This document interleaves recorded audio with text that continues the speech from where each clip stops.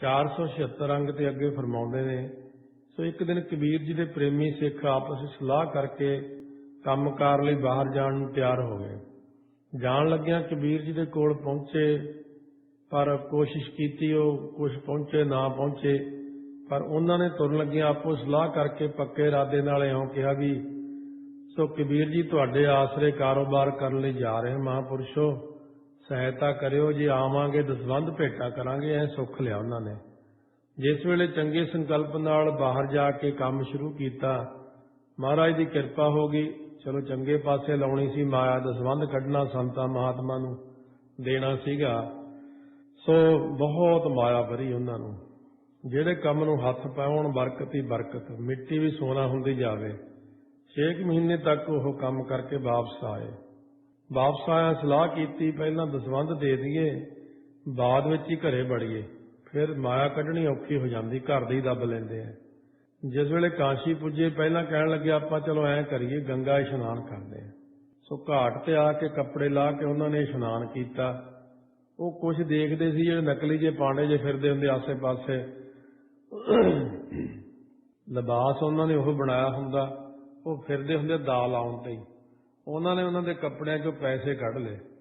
ਉਹ ਵਿਚਾਰਿਆਂ ਨੂੰ ਬੜਾ ਦੁੱਖ ਹੋਇਆ। ਕਬੀਰ ਜੀ ਕੋਲ ਆਏ ਵੀ ਇਸ ਤਾਂ ਘੱਟ ਕਮਾ ਕੇ ਲਿਆਏ ਸੀ, ਉੱਥੇ ਉਹ ਜਿਹੜੇ ਫਿਰਦੇ ਸੀ ਉੱਥੇ ਪਾਂਡੇ ਜੇ ਬਣੇ, ਉਹਨਾਂ ਨੇ ਪੈਸੇ ਕੱਢ ਲਏ ਸਾਡੇ, ਸਾਨੂੰ ਬਹੁਤ ਦੁੱਖ ਹੋਇਆ।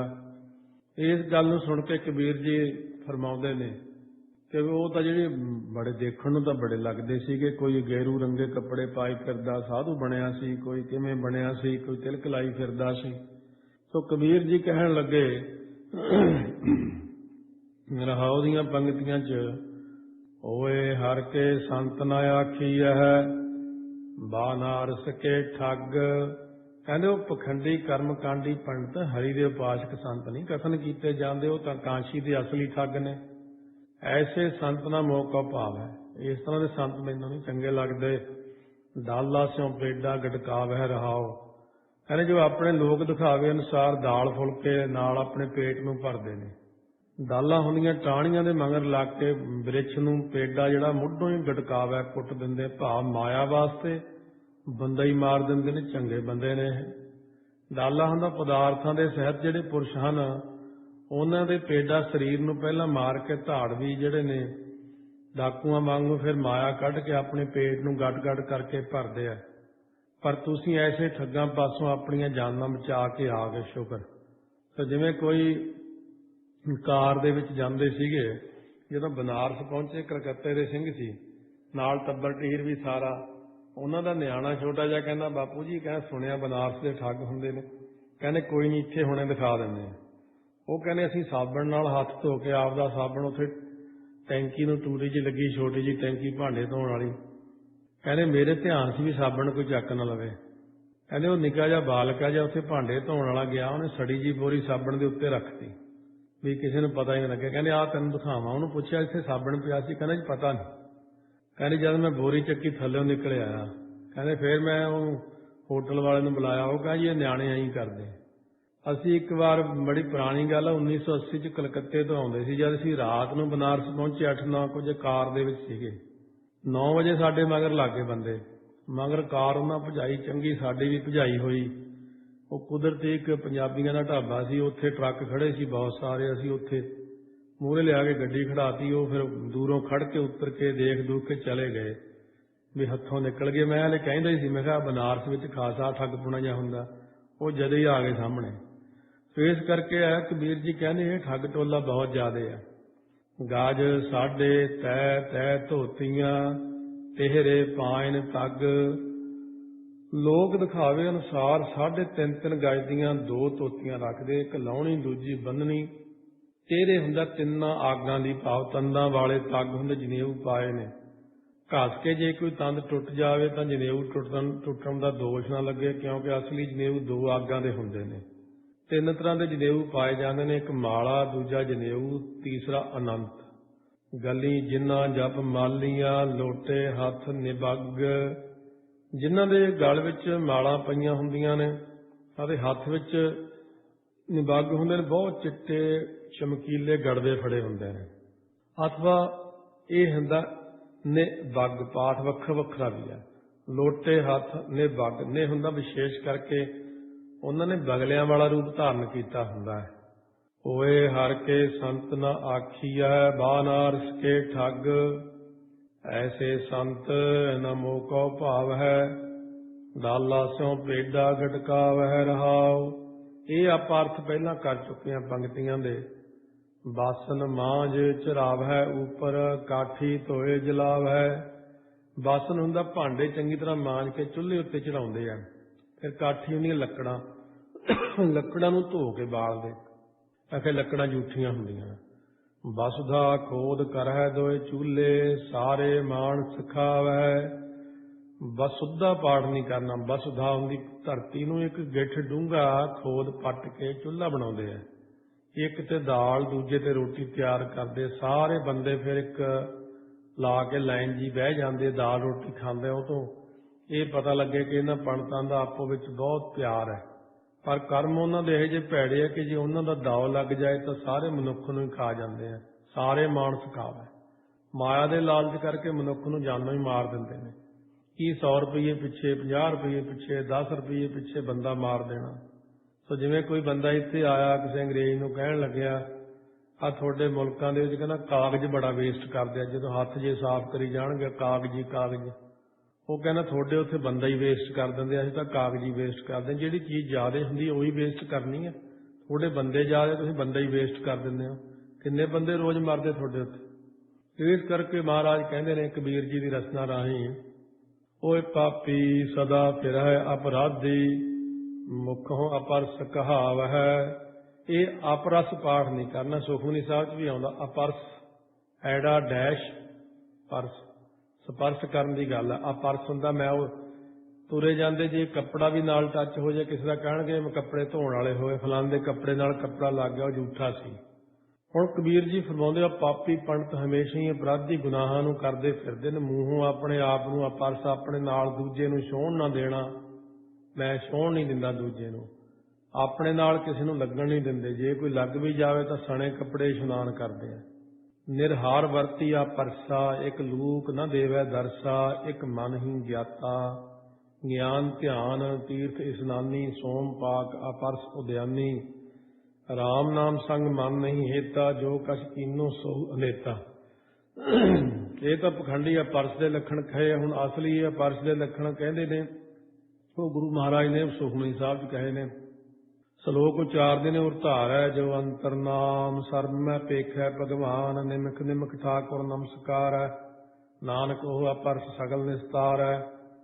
ਮਿਥਿਆ ਨਾਹੀ ਰਸਨਾ ਪਰਸ, ਮਨ ਮੈਂ ਪ੍ਰੀਤ ਨਿਰੰਜਨ ਦਰਸ। ਇਹ ਅਪਰਸ ਹੁੰਦਾ। ਪਰਤਿਆ ਰੂਪ ਨਾ ਪੇਖੈ ਨੇਤਰ, ਸਾਧ ਕੀ ਟਹਿਲ ਸੰਤ ਸੰਗ ਹੇਤ। ਕਰਨ ਨਾ ਸੁਨੈ ਕਾਹੂ ਕੀ ਨਿੰਦਾ, ਇਸ ਪ੍ਰਕਾਰ ਨਾ ਨਿੰਦਿਆ ਸੁਣੇ। ਸਭ ਤੇ ਜਾਣੇ ਆਪਸ ਕੋ ਮੰਦਾ। ਔਰ ਗੁਰ ਪ੍ਰਸਾਦ ਵਿਖਿਆ ਪਰ ਹਰੈ, ਮਨ ਕੀ ਬਾਸਨਾ ਮਨ ਤੇ ਤਰੈ। ਇੰਦਰੀ ਜਿਤ ਪੰਚ ਦੋਖ ਤੇ ਰਹਿਤ, ਨਾਨਕ ਕੋਟ ਮੱਧੇ ਕੋ ਐਸਾ ਅਪਰਸ। ਇਹ ਮਹਾਰਾਜ ਨੇ ਵੱਖੋ ਵੱਖਰਿਆਂ ਦੀ ਡੈਫੀਨੇਸ਼ਨ ਉੱਥੇ ਦਿੱਤੀ, ਸਾਰਿਆਂ ਦੀ ਅਲੱਗ ਅਲੱਗ। ਸਦਾ ਸਦਾ ਫਿਰਹਿ ਅਭਿਮਾਨੀ, ਸਗਲ ਕੁਟੰਬ ਡੁਬਾਵ ਹੈ। ਉਹ ਸਦਾ ਸਦਾ ਰੋਜ਼ ਰੋਜ਼ ਹੰਕਾਰੀ ਬਣੇ ਫਿਰਦੇ, ਚੋਰੀ ਯਾਰੀ ਠੱਗੀ ਦਾ ਧਨ ਆਪਣੇ ਸਾਰੇ ਪਰਿਵਾਰ ਨੂੰ ਖਵਾ ਕੇ, ਧੀਆਂ ਪੁੱਤਰ ਆਦਿਕ ਸਾਰੇ ਕੁਟੰਬ ਨੂੰ ਸੰਸਾਰ ਸਮੁੰਦਰ ਡੋਬਣਾ ਕਰਦੇ, ਆਪਣੇ ਇੰਦਰੀਆਂ ਰੂਪੀ ਪਰਿਵਾਰ ਨੂੰ ਡੋਬਦੇ ਆ। ਇਹ ਆ ਉਹ ਜਿਹੜੀ ਮਹਾਰਾਜ ਨੇ ਕਹੀ ਨਾ, ਜਾਵੇ ਗਹਿ ਵਿਪਰਨ ਕੀ ਰੀਤ, ਮੈਂ ਨਾ ਕਰੋ ਇਨ ਕੀ ਪ੍ਰਤੀਤ। ਉਹ ਵਿਪਰਨ ਵਾਲੀ ਜਿਹੜੀ ਰੀਤੀ ਸੀ ਉਹ ਕਰਦੇ ਸੀ ਉਦੋਂ, ਉਹ ਹੁਣ ਸਾਡੇ ਵੀ ਕਰਨ ਲੱਗ ਗਏ। ਉਹ ਬਿਲਕੁਲ ਬਾਹਮਣਾ ਵਾਂਗੂ, ਠੱਗਾਂ ਵਾਂਗੂ ਸਾਰਾ ਕੋਈ ਗੁਰੂ ਘਰ ਦਾ ਲੁੱਟ ਲੱਟ ਕੇ ਲੋਕ ਖਾਈ ਜਾਂਦੇ ਨੇ। ਚੰਗਾ ਹੀ ਤਾਂਤਾ ਲਾਇਆ ਹੋਇਆ ਸਾਰਿਆਂ ਨੇ। ਇਸ ਕਰਕੇ ਮਹਾਰਾਜ ਸੱਚੇ ਪਾਤਸ਼ਾਹ ਕਹਿੰਦੇ, ਜੇ ਵਿਪਰਨ ਵਾਲੀ ਰੀਤੀ ਕਰੋਗੇ ਫੇਰ ਨਹੀਂ। ਜਬ ਲਗ ਖਾਲਸਾ ਰਹਿ ਨਿਆਰਾ, ਤਬ ਲਗ ਤੇਜ ਦਿਉ ਮੈਂ ਸਾਰਾ। ਪਰ ਕਬੀਰ ਜੀ ਕਹਿੰਦੇ ਨੇ, ਹੁਣ ਇਹ ਬ੍ਰਹਮ ਦ੍ਰਿਸ਼ਟੀ ਨਾਲ ਮੈਂ ਤੁਹਾਨੂੰ ਦੇਖ ਕੇ ਦੱਸਦਾ ਕੀ ਹੈ। ਜਿਤ ਕੋ ਲਾਇਆ ਤਿਤ ਹੀ ਲਾਗਾ, ਤੈਸੇ ਕਰਮ ਕਮਾਵੈ। ਕਹਿੰਦੇ ਪੂਰਬਲੇ ਕਰਮਾਂ ਦੇ ਸੰਸਕਾਰਾਂ ਨੇ ਜਿਸ ਪਾਸੇ ਲਾਇਆ ਹੋਇਆ ਤਾਂ ਉਧਰ ਹੀ ਕੋਈ ਲੱਗ ਰਿਹਾ। ਇਸੇ ਤਰ੍ਹਾਂ ਹੁਣ ਕਰਮ ਕਮਾਉਂਦੇ ਨੇ। ਜਿਵੇਂ 500 ਪਠਾਨ ਆਇਆ ਸੀ ਉੱਥੇ ਮਹਾਰਾਜ ਨਾਲ, ਪਹਿਲਾਂ ਰਲ ਗਏ ਭੰਗਾਣੀ ਦੇ ਯੁੱਧ ਵੇਲੇ। ਫਿਰ ਪਹਾੜੀ ਰਾਜਿਆਂ ਨੇ ਪੱਟ ਲਏ, ਕਹਿੰਦੇ ਐਂ ਕਰਿਓ ਤੁਸੀਂ ਮਾਰ ਦਿਓ ਸਾਰੇ ਸਿੰਘਾਂ ਨੂੰ ਮਹਾਰਾਜ ਨੂੰ, ਜਿਹੜਾ ਖਜ਼ਾਨਾ ਹੋਊਗਾ ਤੁਹਾਡਾ ਹੀ ਹੋਊਗਾ, ਸਾਰਾ ਖਜ਼ਾਨਾ ਤੁਹਾਡਾ, ਅਸੀਂ ਤਾਂ ਬਸ ਇਹਨਾਂ ਨੂੰ ਮਾਰਨਾ ਹੀ ਹੈ। ਉਹ 500 ਪਠਾਨ ਕਾਲੇ ਖਾਂ ਉਹਨਾਂ ਦਾ ਜਥੇਦਾਰ ਸੀ, ਉਹਦੇ ਸਮੇਤ ਹੀ ਉੱਥੇ ਮਾਰਿਆ ਗਿਆ। ਮਹਾਰਾਜ ਕਹਿਣ ਲੱਗੇ ਇਹ ਸਾਰਿਆਂ ਨੂੰ ਨਾ ਟੋਆ ਪੱਟ ਕੇ ਦੱਬਣਾ ਹੈ, ਇਹਨਾਂ ਦੀ ਮਰਿਆਦਾ ਕਰਿਓ, ਮੁਸਲਮਾਨ ਦੱਬਦੇ ਹੁੰਦੇ। ਹੁਣ ਥੱਕੇ ਹੋਏ ਸੀ ਬਾਹਲੇ ਤੇ ਥੋੜੇ ਜਿਹੇ ਤਾਂ ਦੱਬਤੇ, ਥੋੜੇ ਜਿਹੇ ਪਾਣੀ 'ਚ ਰੋੜਤੇ, ਕੁਛ ਸਿੰਘਾਂ ਦੇ ਨਾਲ ਹੀ ਸੰਸਕਾਰ ਕਰਤੇ। ਸਤਿਗੁਰੂ ਫਿਰ ਨਾਰਾਜ਼ ਹੋਏ ਬੜੇ, ਕਹਿੰਦੇ ਉਹ ਤੁਸੀਂ ਐਂ ਕਿਉਂ ਕੀਤਾ? ਹੁਣ ਇਹ ਤੁਹਾਡੇ ਘਰਾਂ 'ਚ ਹੀ ਜੰਮਣਗੇ ਤੇ ਗੋਲਕਾਂ ਲੁੱਟਣਗੇ ਆ ਕੇ। ਹੁਣ ਇਹਨਾਂ ਦੀ ਤਮੰਨਾ ਰਹਿ ਗਈ ਨਾ ਗੋਲਕਾਂ ਲੁੱਟਣ ਦੀ। ਇਹ ਕਾਲੇ ਖਾਂ ਸਰਦਾਰ ਸਮੇਤ ਫਿਰ 500 ਜਾਣਿਆਂ ਨੇ ਫੇਰ ਜਨਮ ਲੈ ਲਿਆ। ਫਿਰ ਉਹ ਸਾਰੇ ਜਾਣੇ ਮੋਗੇ ਲਾ ਬੈਠੇ। ਇਸ ਕਰਕੇ ਮਹਾਰਾਜ ਸੱਚੇ ਪਾਤਸ਼ਾਹ ਫਰਮਾਉਂਦੇ ਨੇ, ਕਹੋ ਕਬੀਰ ਜਿਸ ਸਤਿਗੁਰ ਭੇਟੈ ਪੁਨਰਪ ਜਨਮ ਨ ਆਵੈ। ਹੁਣ ਕਬੀਰ ਜੀ ਫਰਮਾਉਂਦੇ ਨੇ ਜਿਹਨੂੰ ਪੂਰਨ ਸਤਿਗੁਰ ਦੇ ਭੇਟਾ ਤੋਂ ਭਾਵ ਮਿਲੇ ਨੇ, ਉਹ ਪੁਨਰਪ ਫੇਰ ਨਿਸ਼ਚੇ ਕਰਕੇ ਜਨਮ ਮਰਨ 'ਚ ਨਹੀਂ ਆਉਂਦਾ। ਇਸ ਪ੍ਰਕਾਰ ਇਹ ਦਾ ਪਹਿਲਾ ਭਾਵ ਅਰਥ ਸੀ। ਅੰਤਰੀਵ ਕੀ ਹੈ? ਗਜ ਸਾਢੇ ਤੈ ਤੈ ਧੋਤੀਆਂ, ਜਿਨ੍ਹਾਂ ਗੁਰਮੁਖਾਂ ਨੇ 3.5 ਮਾਤਰਾ, ਉਹ ਕਿਹੜੀਆਂ? ਓਂਕਾਰ ਮੰਤਰ ਨੂੰ ਗਜ ਹੁੰਦਾ ਉਚਾਰ ਕੇ, ਗੱਜ ਵੱਜ ਕੇ ਉਚਾਰ ਕੇ ਸੇਵਾ ਤੇ ਭਜਨ ਸਿਮਰਨ ਦੁਆਰਾ ਬਾਲਕ ਜੋਬਨ ਬਿਰਧ 3 ਅਵਸਥਾ ਧੋਤੀਆਂ, ਸਫਲ ਕੀਤੀਆਂ, ਧੋ ਲਈਆਂ ਚੰਗੀ ਤਰ੍ਹਾਂ। ਓਂਕਾਰ, ਇੱਕ ਓਂਕਾਰ ਸਤਿਨਾਮ ਕਰਤਾ ਜਪ ਜਪ ਕੇ ਜੋਬਨ ਅਵਸਥਾ 'ਚ ਵੀ ਜਪਿਆ, ਬਾਲਕ ਵਿੱਚ ਵੀ ਜਪਿਆ, ਬਿਰਧ ਅਵਸਥਾ ਨੂੰ ਧੋਤੀਆਂ, ਸਫਲ ਕਰ ਲਿਆ। ਤੇਹਰੇ ਪਾਇਨ ਤੱਗ ਰਜੋ ਸਤੋ ਤੇ ਤਮੋ 3 ਗੁਣਾ ਵੱਲੋਂ ਤੱਗ ਪਾਇਆ, ਰੋਕ ਲਿਆ। ਤੱਗ ਨਾ ਇੰਦਰੀ, ਤੱਗ ਨਾ ਨਾਰੀ। 3.5 ਮਾਤਰਾ ਓਂਕਾਰ ਮੰਤਰ ਨੂੰ ਉਚਾਰ ਕੇ ਸੁੱਤ ਵਿੱਚ ਲੋਕ ਈਖਣਾ ਤੀਨੀਏ, ਤਿੰਨੇ ਇੱਛਾ ਧੋ ਦਿੱਤੀਆਂ। ਇਹ ਹੁੰਦੀਆਂ ਨੇ, ਸੁੱਤ ਹੁੰਦੀ ਪੁੱਤਰ ਹੋ ਜੇ, ਬਿੱਤ ਹੁੰਦਾ ਪੈਸਾ ਹੋ ਜੇ, ਲੋਕਾਂ 'ਚ ਮੇਰੀ ਵਡਿਆਈ ਹੋਵੇ, ਇਹ ਛੱਡਤੀਆਂ ਉਹਨਾਂ ਨੇ। ਛੱਡੋ ਪਰੇ, ਬੰਦਗੀ ਕਰੀਏ। ਇਹ ਇੱਛਾ ਧੋਤੀਆਂ ਤੇ ਮਨ ਬਾਣੀ ਸਰੀਰ ਕਰਕੇ ਇਹਨਾਂ ਤਿੰਨਾਂ ਨੂੰ ਤੱਗ ਪਾ ਲਿਆ, ਰੋਕਾ ਪਾ ਲਿਆ। ਮਨ ਕਰਕੇ ਖੋਟੇ ਸੰਕਲਪ ਨਹੀਂ ਕਰਦੇ, ਬਾਣੀ ਨਾਲ ਕਿਸੇ ਦੇ ਚਿੱਤ ਨੂੰ ਦਿਖਾਉਂਦੇ ਨਹੀਂ, ਤੇ ਸਰੀਰ ਕਰਕੇ ਕਿਸੇ ਦਾ ਬੁਰਾ ਨਹੀਂ ਕਰਦੇ। ਗਾਲੀ ਜਿਨ੍ਹਾਂ ਜਪ ਮਾਲੀਆਂ, ਜਿਨ੍ਹਾਂ ਮਹਾਤਮਾ ਦੀਆਂ ਗੱਲਾਂ ਹੀ ਮਾਲਾ ਲੈ ਕੇ ਜਪਣ ਯੋਗ ਨੇ, ਉਹਨਾਂ ਦੇ ਬਚਨ ਕਮਾ ਲੈਣ ਨਾਲ ਹੀ ਭਲਾ ਹੋ ਜਾਂਦਾ। ਜਿਹਨੇ ਕਿਸੇ ਮਹਾਂਪੁਰਖ ਦਾ ਇੱਕ ਬਚਨ ਵੀ ਕਮਾ ਲਿਆ, ਉਹ ਹੀ ਤਰ ਗਿਆ। ਲੋਟੇ ਹੱਥ ਨਿਵੱਗ, ਅਤੇ ਹੱਥ ਹੀ ਜਿਨ੍ਹਾਂ ਦੇ ਉੱਜਲ ਭਾਂਡੇ ਨੇ, ਭਾਵ ਹੱਥਾਂ ਪਰ ਹੀ ਰੋਟੀ ਖਾਣਾ ਪੀਣਾ ਕਰ ਲੈਂਦੇ ਆਪਣਾ। ਵਿਸ਼ੇਸ਼ ਕਰਕੇ ਉਹਨਾਂ ਦੇ ਹੱਥ ਜਿਹੜੇ ਹੁੰਦੇ ਨੇ ਜਣੇ ਖਣੇ ਅੱਗੇ ਨਹੀਂ, ਵਗਣੇ ਵਾਲੇ ਲੋਟੇ ਫਟੇ ਰਹਿੰਦੇ ਨੇ, ਲੌਟ ਚੁੱਕੇ ਵਾਪਸ। ਕਿਸੇ ਕੋਲੋਂ ਤਲੀ ਅੱਡ ਕੇ ਕੁਝ ਮੰਗਦੇ ਨਹੀਂ, ਕਿਉਂਕਿ ਆਪਣੇ ਸਰੀਰ ਵਾਸਤੇ ਜਿਹੜਾ ਕਿਸੇ ਤੋਂ ਮੰਗਣਾ ਹੈ, ਉਸ ਨਾਲੋਂ ਤਾਂ ਕਦੇ ਮਰਨਾ ਚੰਗਾ। ਮੰਗਣ ਤੇ ਮਰਨਾ ਭਲਾ, ਆਪਣੇ ਤਨ ਕੇ ਕਾਜ, ਪਰਮਾਰਥ ਕੇ ਮੰਗਦੇ ਮੋਹੇ ਨਾ ਆਵੇ ਲਾਜ। ਓਏ ਹਰ ਕੇ ਸੰਤ ਨਾ ਆਖੀਆ ਹੈ, ਕੀ ਉਹ ਪਰਮਾਤਮਾ ਦੇ ਸੰਤ ਕਹੇ ਨਹੀਂ ਜਾਂਦੇ? ਕਹੇ ਜਾਂਦੇ। ਕਹਿੰਦੇ ਬਾਨਾਰਸ ਕੇ ਠੱਗ, ਕਿਉਂਕਿ ਉਹਨਾਂ ਨੇ ਬਣਿਆ ਹੋਇਆ ਜੋ ਸੰਸਾਰ ਰਸ ਹੈ, ਇਹਦੇ ਤਾਂ ਹੀ ਠੱਗ ਲਿਆ, ਉਲਟਾ ਦੂਰ ਕਰ ਦਿੱਤਾ। ਇਹ ਉਲਟ ਗੱਲ ਹੋ ਗਈ ਹੁਣ। ਸੋ ਬਣਿਆ ਹੋਇਆ ਜੋ ਆਤਮ ਰਸ ਹੈ, ਉਹਦੇ ਤਾਂ ਹੀ ਠੱਗਿਆ, ਗ੍ਰਹਿਣ ਕੀਤਾ। ਐਸੇ ਸੰਤ ਨਾ ਮੋਹ ਕਉ ਭਾਵ ਹੈ, ਇਸ ਤਰ੍ਹਾਂ ਦੇ ਸੰਤ ਕੀ ਮੈਨੂੰ ਚੰਗੇ ਨਹੀਂ ਲੱਗਦੇ? ਕਹਿੰਦੇ ਨਹੀਂ, ਚੰਗੇ ਲੱਗਦੇ ਨੇ। ਐਸੇ ਸੰਤਨ ਮੋਹ ਕਉ ਭਾਵ ਹੈ, ਹੁਣ ਦੂਜਾ ਅਰਥ ਹੋ ਜਾਣਾ। ਡਾਲਾ ਸਿਉ ਪੇਡਾ ਗਟਕਾ ਵਹਿ ਰਹਾਉ। ਇਹ ਕੀ ਕਰਦੇ ਨੇ? ਉਹ ਤਾਂ ਸੀਗੇ ਬਿਲਕੁਲ ਹੀ ਉਡਾ ਦਿੰਦੇ ਸਾਰਾ ਕੁਛ। ਇੱਧਰ ਸੰਤ ਕੀ ਕਰਦੇ ਨੇ? ਕਹਿੰਦੇ ਜੋ ਰਾਗ ਦਵੈਸ਼ ਰੂਪ ਟਾਹਣੀਆਂ ਦੇ ਸਹਿਤ ਸਾਰਿਆਂ ਦਾ ਪੇਡਾ ਮੁੱਢ ਜੋ ਹੈ ਨਾ, ਇਹਨਾਂ ਸਾਰਿਆਂ ਔਗੁਣਾਂ ਦਾ ਮੁੱਢ ਕੌਣ ਹੈ? ਅਗਿਆਨ। ਜਿਹੜਾ ਅਗਿਆਨ ਹੈ ਉਹਨੂੰ ਗਟਕਾਵੈ, ਉਹਨੂੰ ਹੀ ਗਟਕ ਦਿੰਦੇ ਨੇ, ਉਹ ਖਾ ਹੀ ਜਾਂਦੇ ਨੇ, ਭਾਵ ਅਗਿਆਨ ਨੂੰ ਖਤਮ ਹੀ ਕਰ ਦਿੰਦੇ ਨੇ। ਬਾਸਨ ਮਾਂਜ ਚਰਾਵ ਹੈ ਉੱਪਰ, ਜਿਹੜੀਆਂ ਅਸ਼ੁਭ ਵਾਸ਼ਨਾ ਨੇ ਇਹਨਾਂ ਨੂੰ ਮਾਂਜ ਦਿੰਦੇ ਆ, ਮਾੜੇ ਸੰਕਲਪ ਖਤਮ ਹੀ ਕਰ ਦਿੰਦੇ। ਸਭ ਦੇ ਉੱਪਰ ਜੋ ਅਕਾਲ ਪੁਰਖ ਹੈ ਉਸ ਦੇ ਵਿੱਚ ਬਿਰਤੀ ਚੜਾਉਂਦੇ ਨੇ। ਕਾਠੀ ਧੋਏ ਜਲਾਵ ਹੈ, ਸਤਸੰਗ ਰੂਪੀ ਸਰੋਵਰ ਜੋ ਨਾਮ ਜਲ ਨਾਲ ਭਰਿਆ ਹੋਇਆ ਹੈ, ਉਹਦੇ ਵਿੱਚ ਜਿਹੜੀ ਕਾਠੀ ਕੀ ਹੁੰਦੀ? ਦੇਹੀ। ਦੇਹੀ ਨੂੰ ਧੋ ਕੇ ਬ੍ਰਹਮ ਦ੍ਰਿਸ਼ਟੀ ਰੂਪੀ ਅੱਗ ਵਿੱਚ ਦੇਹ ਦੇ ਆਸ ਨੂੰ ਸਾੜ ਦਿੰਦੇ ਆ। ਵਸੁਦਾ ਖੋਦ ਕਰ ਹੈ ਦੋਏ ਚੂਲੇ, ਬੁੱਧੀ ਰੂਪੀ ਜ਼ਮੀਨ ਨੂੰ ਉੱਕਰ ਕੇ ਨਿਮਰਤਾ ਗੁਣ ਧਾਰ ਕੇ ਦੋਏ ਹੁੰਦਾ ਦਵੈਤ ਨੂੰ ਬ੍ਰਹਮ ਗਿਆਨ ਰੂਪ ਚੁੱਲ੍ਹੇ ਵਿੱਚ ਪਾਉਣਾ ਕਰਦੇ। ਸਾਰੇ ਮਾਨਸ ਖਾਵ ਹੈ, ਅਤੇ ਧਨ ਜਾਤੀ ਵਿਦਿਆ ਜ਼ਮੀਨ ਆਦਿਕ ਦੇ ਸਾਰੇ ਮਾਣਾਂ ਨੂੰ, ਮਾਣ ਹੰਕਾਰਾਂ ਨੂੰ ਖਾਈ ਜਾਂਦੇ ਆ, ਅਭਾਵ ਕਰ ਦਿੰਦੇ ਨੇ। ਵਸੁਦਾ ਖੋਦ, ਬੁੱਧੀ ਵਿੱਚ ਵਿਚਾਰ ਕਰਕੇ ਰਕਾਰ ਮਕਾਰ ਰਾਮ, ਹਾਹਾ, ਰਾਰਾ, ਹਰੀ, ਗੱਗਾ, ਰਾਰਾ, ਗੁਰੂ ਇਤਿਆਦਿਕ ਨਾਮਾਂ ਦਾ ਚਿੰਤਨ ਕਰਨੇ ਰੂਪੀ 2 ਪਾਣੀ ਦੇ ਚੁੱਲ੍ਹੇ ਭਰਨਾ ਕਰਦੇ ਆਪਣੇ ਸੇਵਕਾਂ ਨੂੰ ਸਾਰਿਆਂ ਲੋਕਾਂ ਦਾ ਮਾਣ ਆਦਰ ਕਰਨਾ ਸਿਖਾਉਂਦੇ ਆ। ਓਏ ਪਾਪੀ ਸਦਾ ਫਿਰ ਹੈ ਅਪਰਾਧੀ, ਇੱਥੇ ਪਾਪ ਹੀ ਹੋ ਜਾਣਾ। ਉਹਨਾਂ ਨੇ ਪੀ ਹੁੰਦਾ ਪਤੀ ਪਰਮੇਸ਼ਰ ਨੂੰ ਪਾ ਲਿਆ, ਪਾਪੀ, ਅਤੇ ਅਪਰਾਧਾਂ ਗੁਨਾਹਾਂ ਵੱਲੋਂ ਹਮੇਸ਼ਾ ਹਟੇ ਰਹਿੰਦੇ ਨੇ। ਅਪਰ ਹੁੰਦਾ ਪਾਰਾਵਾਰ ਤੋਂ ਰਹਿ ਜੋ ਪਰਮੇਸ਼ਰ ਆ ਉਹਦੇ ਜਾਣਨ ਵਾਲੀ ਉਹਨਾਂ ਦੀ ਬੁੱਧੀ ਹੋ ਗਈ ਹੈ। ਮੁਖੋਂ ਅਪਰਸ ਕਹਾਵ ਹੈ, ਜੀਵਨ ਮੁਕਤੀ ਦੇ ਆਨੰਦ ਲਈ ਆਪਣੇ ਮੂੰਹੋਂ ਅਪਰਸ ਹੁੰਦਾ ਨਿਰਲੇਪ ਪਰਮਾਤਮਾ ਦੇ ਜਸ ਨੂੰ ਆਪ ਕਹਿੰਦੇ ਹੈ, ਹੋਰਨਾਂ ਤੋਂ ਕਹਾਉਂਦੇ ਆ। ਸਦਾ ਸਦਾ ਫਿਰ ਹੈ ਅਭਿਮਾਨੀ, ਅਬ ਹੁੰਦਾ ਹਿਰਦੇ ਵਿੱਚ ਸਦਾ ਨਿਤ ਰੂਪ ਪਰਮਾਤਮਾ ਦੇ ਮੰਨਣ ਲਈ ਸਦਾ ਫਿਰਦੇ ਹੈ। ਸਗਲ ਕੁਟੰਬ ਡੁਬਾਵਾ ਹੈ, ਇਸ ਪ੍ਰਕਾਰ ਆਪਣੇ ਇੰਦਰੀਆਂ ਰੂਪ ਸਾਰੇ ਪਰਿਵਾਰ ਨੂੰ, ਪ੍ਰਤੱਖ ਪਰਿਵਾਰ ਨੂੰ ਨਾਮ ਅਭਿਆਸ ਵੱਲ ਡੋਬਣਾ ਕਰਦੇ ਹੈ। ਸੋ ਜਿਵੇਂ ਕਿਸੇ ਮਹਾਂਪੁਰਖ ਨੇ ਅਰਥ ਕੀਤਾ ਸੀ, ਜੇ ਕੋ ਡੂਬੈ ਫਿਰ ਹੋਵੈ ਸਾਰ। ਇਹਦਾ ਇੱਕ ਤਾਂ ਇਹ ਹੈ ਵੀ ਜੇ ਕੋਈ ਡੁੱਬਦਾ ਪਾਣੀ ਉੱਚੀ ਉੱਚੀ ਰੌਲਾ ਪਾਉਂਦਾ ਬਚਾਓ ਬਚਾਓ, ਕਹਿੰਦੇ ਫਿਰ ਭੱਜ ਕੇ ਲੋਕ ਬਚਾ ਲੈਂਦੇ ਆ, ਉਹਦੀ ਸਾਰ ਸੰਭਾਲ ਹੋ ਗਈ। ਮਹਾਂਪੁਰਖ ਕਹਿੰਦੇ ਇਹ ਵੀ ਆ ਵੀ ਜੇ ਕੋਈ ਡੂਬੈ ਫਿਰ ਹੋਵੈ ਸਾਰ, ਜੇ ਕੋਈ ਨਾਮ ਰਸ ਦੇ ਵਿੱਚ ਡੁੱਬ ਜੇ ਉਹਦੀ ਰੱਬ ਸਾਰ ਸੰਭਾਲ ਕਰਦਾ। ਇੱਥੇ ਉਹ ਅਰਥ ਲਾਇਆ, ਜਿਤ ਕੋ ਲਾਇਆ ਤਿਤ ਹੀ ਲਾਗਾ, ਜਿਸ ਪਾਸੇ ਉਹਨੇ ਆਪਣੇ ਮਨ ਨੂੰ ਲਾਇਆ ਉਸੇ ਪਾਸੇ ਮਨ ਲੱਗਦਾ। ਹੁਣ ਮਨ ਕੰਟਰੋਲ ਵਿੱਚ ਆ ਉਹਦਾ। ਐਸੇ ਕਰਮ ਕਮਾਵੈ, ਜਿਵੇਂ ਹੁਕਮ ਕਰਦੇ ਨੇ ਮਨ ਉਹੀ ਕਰਮਾਂ ਨੂੰ ਕਮਾਉਂਦਾ, ਬਾਹਰ ਨਹੀਂ ਜਾਂਦਾ। ਹੁਣ ਆਗਿਆਕਾਰੀ ਹੋ ਗਿਆ ਮਨ। ਕਹੋ ਕਬੀਰ ਜਿਸ ਸਤਿਗੁਰ ਭੇਟੈ, ਪੁਨਰਪ ਜਨਮ ਨ ਆਵੈ। ਕਬੀਰ ਜੀ ਕਥਨ ਕਰਦੇ ਨੇ ਜਿਹਨੂੰ ਪੂਰਨ ਗੁਰੂ ਮਿਲੇ ਨੇ ਉਹ ਫਿਰ ਨਿਸ਼ਚੈ ਕਰਕੇ ਜਨਮ ਮਰਨ ਦੇ ਗੇੜੇ 'ਚ ਦੁਬਾਰਾ ਨਹੀਂ ਆਉਂਦਾ। ਆਸਾ ਬਾਪ ਦਿਲਾਸਾ ਮੇਰੋ ਕੀਨਾ, ਸੇਜ ਸੁਖਾਲੀ ਮੁਖ ਅੰਮ੍ਰਿਤ ਦੀਨਾ। ਸੋ ਇੱਕ ਸਮੇਂ ਕਬੀਰ ਜੀ ਦੀ ਮਾਤਾ ਚੜ੍ਹਾਈ ਕਰ ਗਈ, ਲੋਕਾਂ ਨੇ ਪਰਚਾਉਣੀ ਕਰਦਿਆਂ ਹੋਇਆਂ ਬੜਾ ਅਫਸੋਸ ਕੀਤਾ। ਕਬੀਰ ਜੀ ਕਹਿਣ ਲੱਗੇ, ਤੁਸੀਂ ਕਿਉਂ ਅਫਸੋਸ ਕਰਦੇ ਹੋ? ਕਬੀਰ ਜੀ ਫਰਮਾਉਂਦੇ ਹਨ, ਮੂਈ ਮੇਰੀ ਮਾਈ ਹੋਂ ਖਰਾ ਸੁਖਾਲਾ। ਚੰਗਾ ਹੋਇਆ ਜੋ ਮੇਰੀ ਮਾਤਾ ਮਰ ਗਈ ਤਾਂ ਮੈਂ ਤਾਂ ਸੁਖਾਲਾ ਹੋ ਗਿਆ, ਅੱਗੇ ਨਾਲੋਂ ਸੁਖੀ ਹੋ ਗਿਆ, ਕਿਉਂਕਿ ਭਜਨ ਕਰਨ 'ਚ ਮੈਨੂੰ ਵਿਘਨ ਪਾਉਂਦੀ ਸੀ। ਲੋਕਾਂ ਕਿਹਾ ਹੁਣ ਤੈਨੂੰ ਅੰਗ ਰੱਖੀ ਸਿਉਂ ਕੇ ਕੌਣ ਦੇਵੇਗਾ? ਪਹਿਰੋ ਨਹੀਂ ਦਗਲੀ ਲੱਗਿਆ ਨਾ ਪਾਲਾ। ਕਬੀਰ ਜੀ ਕਹਿੰਦੇ ਮੈਂ ਹੁਣ ਦਗਲੀ ਹੁੰਦੀ ਅੰਗ ਰੱਖੀ ਰੂੰ ਵਾਲੀ ਕੁੜਤੀ ਨਹੀਂ ਪਹਿਰਦਾ, ਕਿਉਂਕਿ ਮੈਨੂੰ ਪਾਲਾ ਨਹੀਂ ਲੱਗਦਾ। ਲੋਕਾਂ ਨੇ ਕਿਹਾ ਪਰਮੇਸ਼ਰ ਦੀ ਭਗਤੀ ਵਿੱਚ ਕੋਈ ਸੁੱਖ ਨਹੀਂ, ਤੂੰ ਭਾਵੇਂ ਕਿੰਨੀ ਭਗਤੀ ਕਰ ਲੈ, ਰੱਬ ਨੇ ਤੈਨੂੰ ਕੀ ਦੇਣਾ? ਮੈਨੂੰ ਰੱਬ ਨੇ ਸਭ ਕੁਝ ਦਿੱਤਾ ਹੋਇਆ। ਸੁਣੋ, ਇਹਦੇ ਅੰਤਰੀਵ ਭਾਵ ਵੀ ਆਉਣਗੇ। ਇੱਥੇ ਨਹੀਂ ਕੰਮ ਮੁੱਕ ਜਾਣਾ।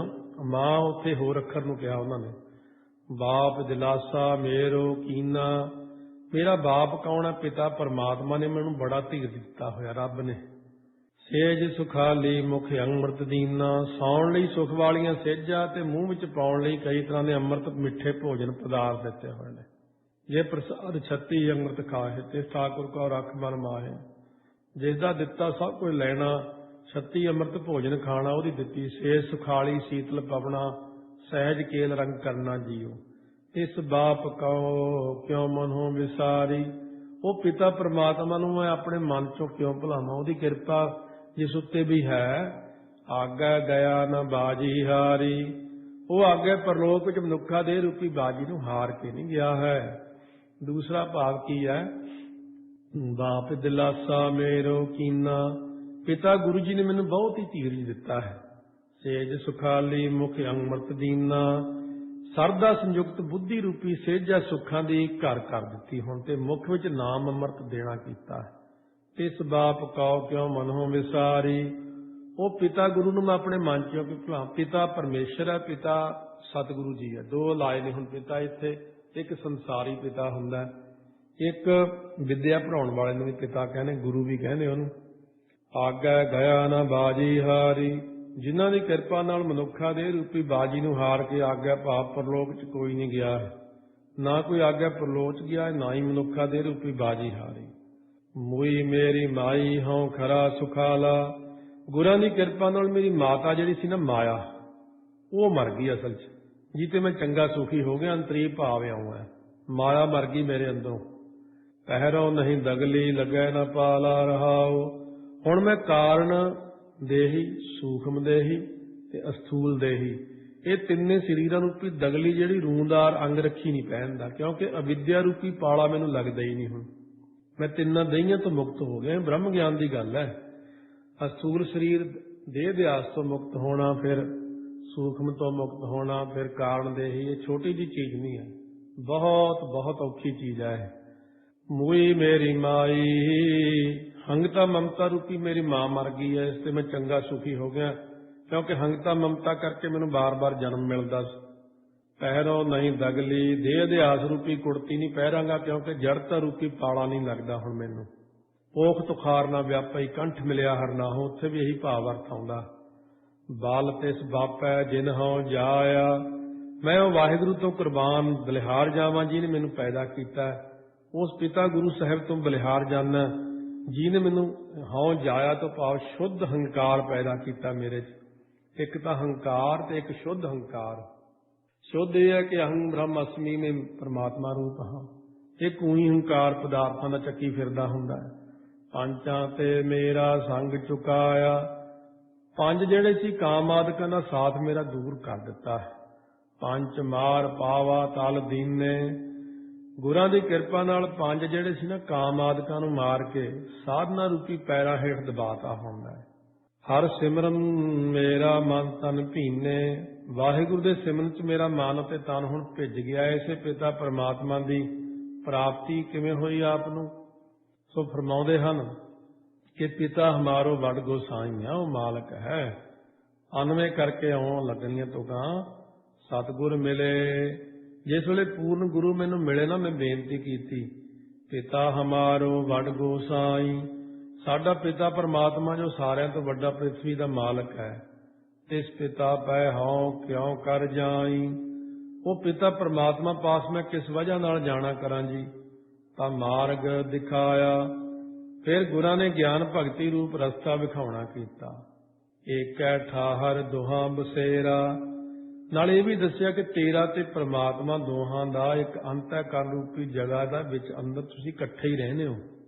ਤਾਂ ਫਰਕ ਜਿਹੜਾ ਵਿਚਾਲੇ ਇੱਕ ਪਰਦਾ ਜਿਹਾ ਪਿਆ ਹੈ ਉਹਨੂੰ ਦੂਰ ਕਰ ਲਓ। ਪਰਮਾਤਮਾ ਅੰਤःਕਰਨ ਉਪੈਤ ਹੈ, ਜੀਵ ਅੰਤःਕਰਨ ਵਿਸ਼ਿਸ਼ਟ। ਮਹਾਰਾਜ ਕਹਿੰਦੇ ਨੇ, ਏਕਾ ਸੇਜ ਵਿਸ਼ੀ ਧਨ ਕੰਤਾ, ਧਨ ਸੂਤੀ ਫਿਰ ਸਦ ਜਾਗੰਤਾ। ਏਕਾ ਸੰਗਤ ਇਕਤ ਗ੍ਰਹਿ ਬਸਤੇ, ਮਿਲ ਬਾਤ ਨਾ ਕਰਤੇ ਭਾਈ। ਬਸਦੇ ਇੱਕ ਥਾਂ ਹੀ ਹੈ, ਜੀਵ ਆਤਮਾ ਉੱਥੇ ਹੀ ਸਾਰਾ ਕੁਛ ਰਹਿੰਦਾ। ਜੀਵ ਆਤਮਾ ਵਿੱਚ ਫਰਕ ਪਿਆ ਹੋਇਆ। ਹਉ ਪੂਤ ਤੇਰਾ ਤੂੰ ਬਾਪ ਮੇਰਾ, ਇਹ ਵਾਹਿਗੁਰੂ ਮੈਂ ਤਾਂ ਤੇਰਾ ਪੁੱਤਰ ਹੈ, ਤੁਸੀਂ ਮੇਰੇ ਪਿਤਾ ਹੋ। ਇਸ ਤਰ੍ਹਾਂ ਬੇਨਤੀ ਕਰਨ ਨਾਲ ਜਗਤ ਪਿਤਾ ਮੇਰਾ ਮਨ ਭਾਇਆ, ਜਗਤ ਦਾ ਪਿਤਾ ਪਰਮਾਤਮਾ ਮੇਰੇ ਮਨ 'ਚ ਚੰਗਾ ਲੱਗਿਆ, ਸਾਖਿਆਤਕਾਰ ਹੋ ਗਿਆ, ਪ੍ਰਗਟ ਹੋ ਗਿਆ। ਹੁਣ ਸਾਡੇ 'ਚ ਫਰਕ ਹੀ ਨਹੀਂ ਰਿਹਾ। ਕਹਿੰਦੇ ਕਹੋ ਕਬੀਰ ਜਨ ਏਕੋ ਬੂਝਿਆ, ਕਬੀਰ ਜੀ ਕਥਨ ਕਰਦੇ, ਜਿਸ ਵੇਲੇ ਗੁਰੂ ਉਪਦੇਸ਼ ਦੁਆਰਾ ਮੈਂ ਜਾਣੇ ਏਕਤਾ ਨੂੰ ਬੁੱਝਣਾ ਕੀਤਾ, ਆਪਣੇ ਆਪ ਨੂੰ ਅਭੇਦ ਰੂਪ ਨਿਸ਼ਚੈ ਕਰ ਲਿਆ, ਇੱਕੋ ਰੂਪ ਹੋ ਗਿਆ। ਗੁਰ ਪ੍ਰਸਾਦ ਮੈਂ ਸਭ ਕੁਛ ਸੂਝਿਆ, ਕਹਿੰਦੇ ਗੁਰਾਂ ਦੀ ਕਿਰਪਾ ਨਾਲ ਇਸ ਤਰ੍ਹਾਂ ਸੁਝਾ ਕਿ ਸਭ ਕੁਛ ਮੈਂ ਹੀ ਆ, ਮੇਰੇ ਤੋਂ ਭਿੰਨ ਹੋਰ ਕੁਝ ਨਹੀਂ। ਪਹਿਲਾਂ ਮੈਂ ਆਪਣੇ ਆਪ ਨੂੰ ਵੱਖਰਾ ਸਮਝਦਾ ਸੀ, ਫਿਰ ਮੈਂ ਆਪਣੇ ਆਪ ਨੂੰ ਸਮਝਣ ਲੱਗ ਪਿਆ ਮੈਂ ਵੱਖਰਾ ਹਾਂ, ਉਹ ਵੱਖਰਾ ਹੈ। ਜਦੋਂ ਮੈਂ ਅੰਦਰ ਹਿਰਦੇ 'ਚ ਗਿਆ, ਦੇਖਿਆ ਕਿ ਜੀਵ ਪੁਣਾ ਦਾ ਵਾਧੂ ਹੀ ਚਿੰਬੜਿਆ ਹੋਇਆ। ਸਥੂਲ ਦੇਹੀ, ਕਾਰਨ ਦੇਹੀ, ਸੂਖਮ ਦੇਹੀ, ਰਜੋ ਤਮੋ ਸਤੋ, ਹੌਲੀ ਹੌਲੀ ਜਾਗਰਤ ਸੁਪਨ ਸੁਖੋਬਤ, ਇਹ ਤਾਂ ਵਾਧੂ ਦੀਆਂ ਬਲਾਵਾਂ ਚਿੰਬੜੀਆਂ ਨੇ। ਸ਼ਬਦ ਸਪਰਸ਼ ਰਸ ਰੂਪ ਗੰਧ ਕਾਮ ਕ੍ਰੋਧ ਲੋਭ ਮੋਹ ਹੰਕਾਰ, ਕਹਿੰਦੇ ਮੈਂ ਇਹਨਾਂ ਸਾਰਿਆਂ ਨੂੰ ਅਭਾਵ ਕਰ ਦਿੱਤਾ। ਹੁਣ ਮੈਂ ਉਹੀ ਰੂਪ ਹੋ ਗਿਆ ਜੋ ਪਰਮਾਤਮਾ ਹੈ। ਅਬ ਤੂੰ ਹੀ ਮੈਂ ਨਾ ਹੀ। ਆਸਾ ਰਾਗ ਦੇ ਚ ਅਗਲਾ ਸ਼ਬਦ ਬਖਸ਼ਿਸ਼ ਕਰਦੇ ਹਨ। ਇੱਕ ਦਿਨ ਦਾ ਜ਼ਿਕਰ ਹੈ ਕਿ ਵਿਸ਼ਨੂੰ ਜੀ ਬੈਕੁੰਠ ਧਾਮ 'ਚ ਪਲੰਘ ਪਰ ਲੇਟੇ ਹੋਏ ਸਨ ਤੇ ਲక్ష్ਮੀ ਆਪਣੇ ਸਵਾਮੀ ਵਿਸ਼ਨੂੰ ਦੇ ਚਰਨ ਝੱਸ ਰਹੀ ਸੀ।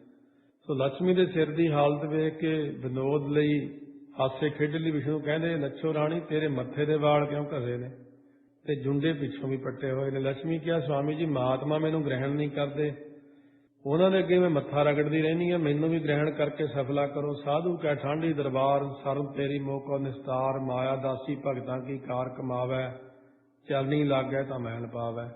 ਗਿਆਨੀ ਕੀ ਹੋਏ ਵਰਤੀ ਦਾਸ, ਕਰ ਜੋੜੇ ਸੇਵਾ ਕਰੇ ਅਰਦਾਸ, ਜੋ ਤੂੰ ਕਹੈ ਸੋ ਕਾਰ ਕਮਾਵਾਂ, ਜਨ ਨਾਨਕ ਗੁਰਮੁਖ ਨੇੜ ਨਾ ਆਵਾਂ। पर महात्मा परवाह नहीं करते, मत्था रगड़दियां रगड़दियां मेरे अगले वाल घस गए सिर दे।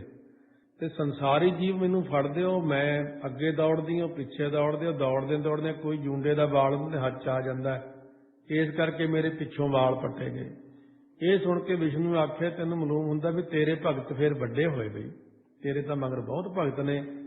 लक्ष्मी ने कहा नहीं, भगत तो मेरे ही वड्डे ने, तुहाडे भगत छोटे ने।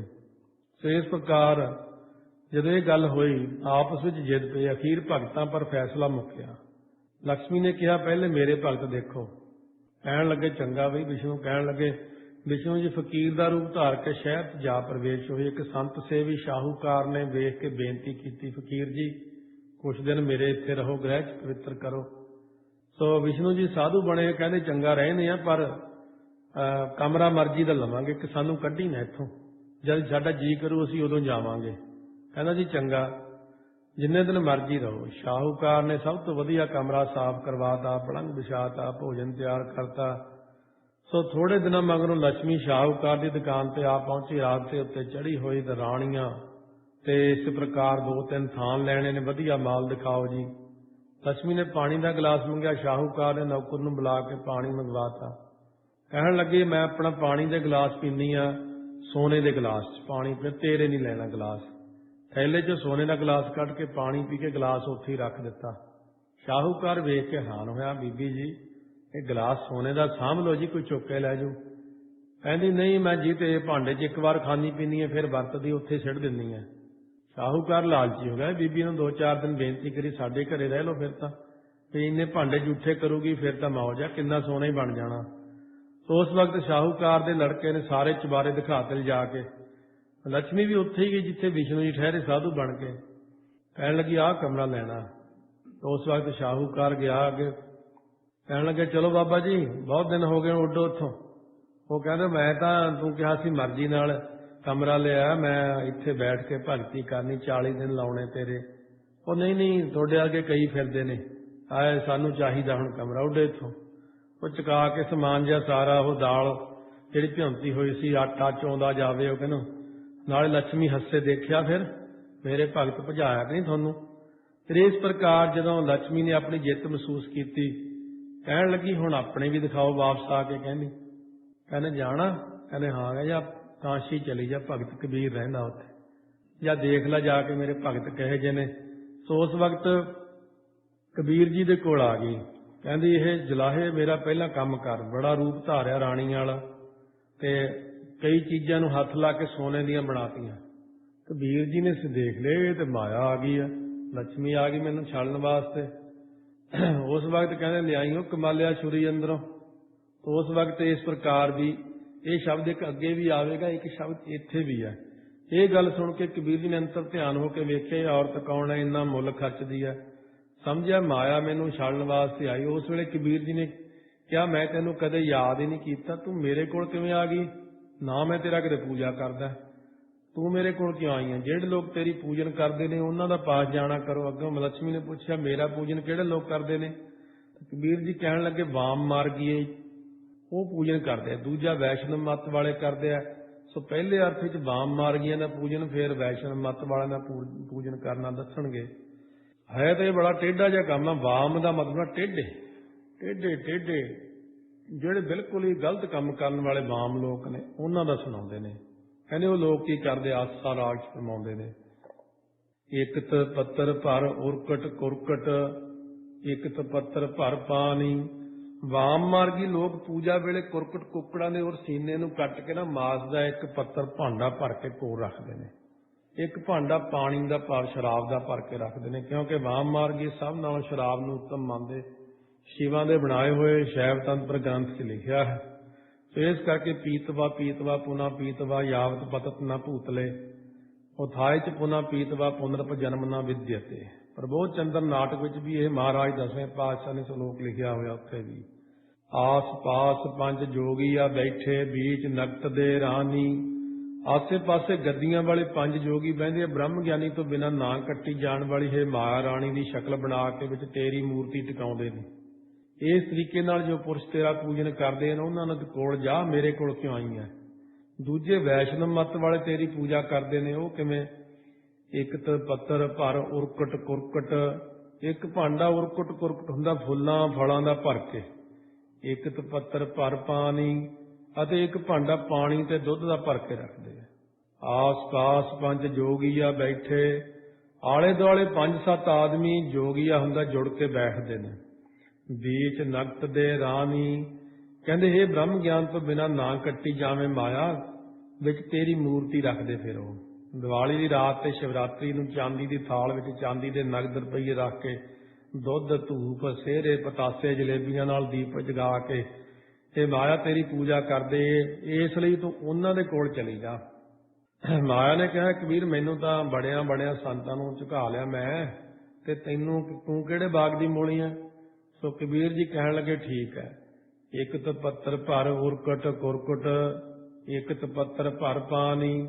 कहने जिन्हां संतां ने अपने शरीर दे एक तो पत्थर एक पासे नूं उरकट फुल्लां ते कुरकट फलां नूं खा के भरिया, अते शरीर दे एक पासे नूं पानी नाल भरना कीता, भाव फुੱਲ फल खा के पानी पी के जिन्हां ने गुजारा कीता।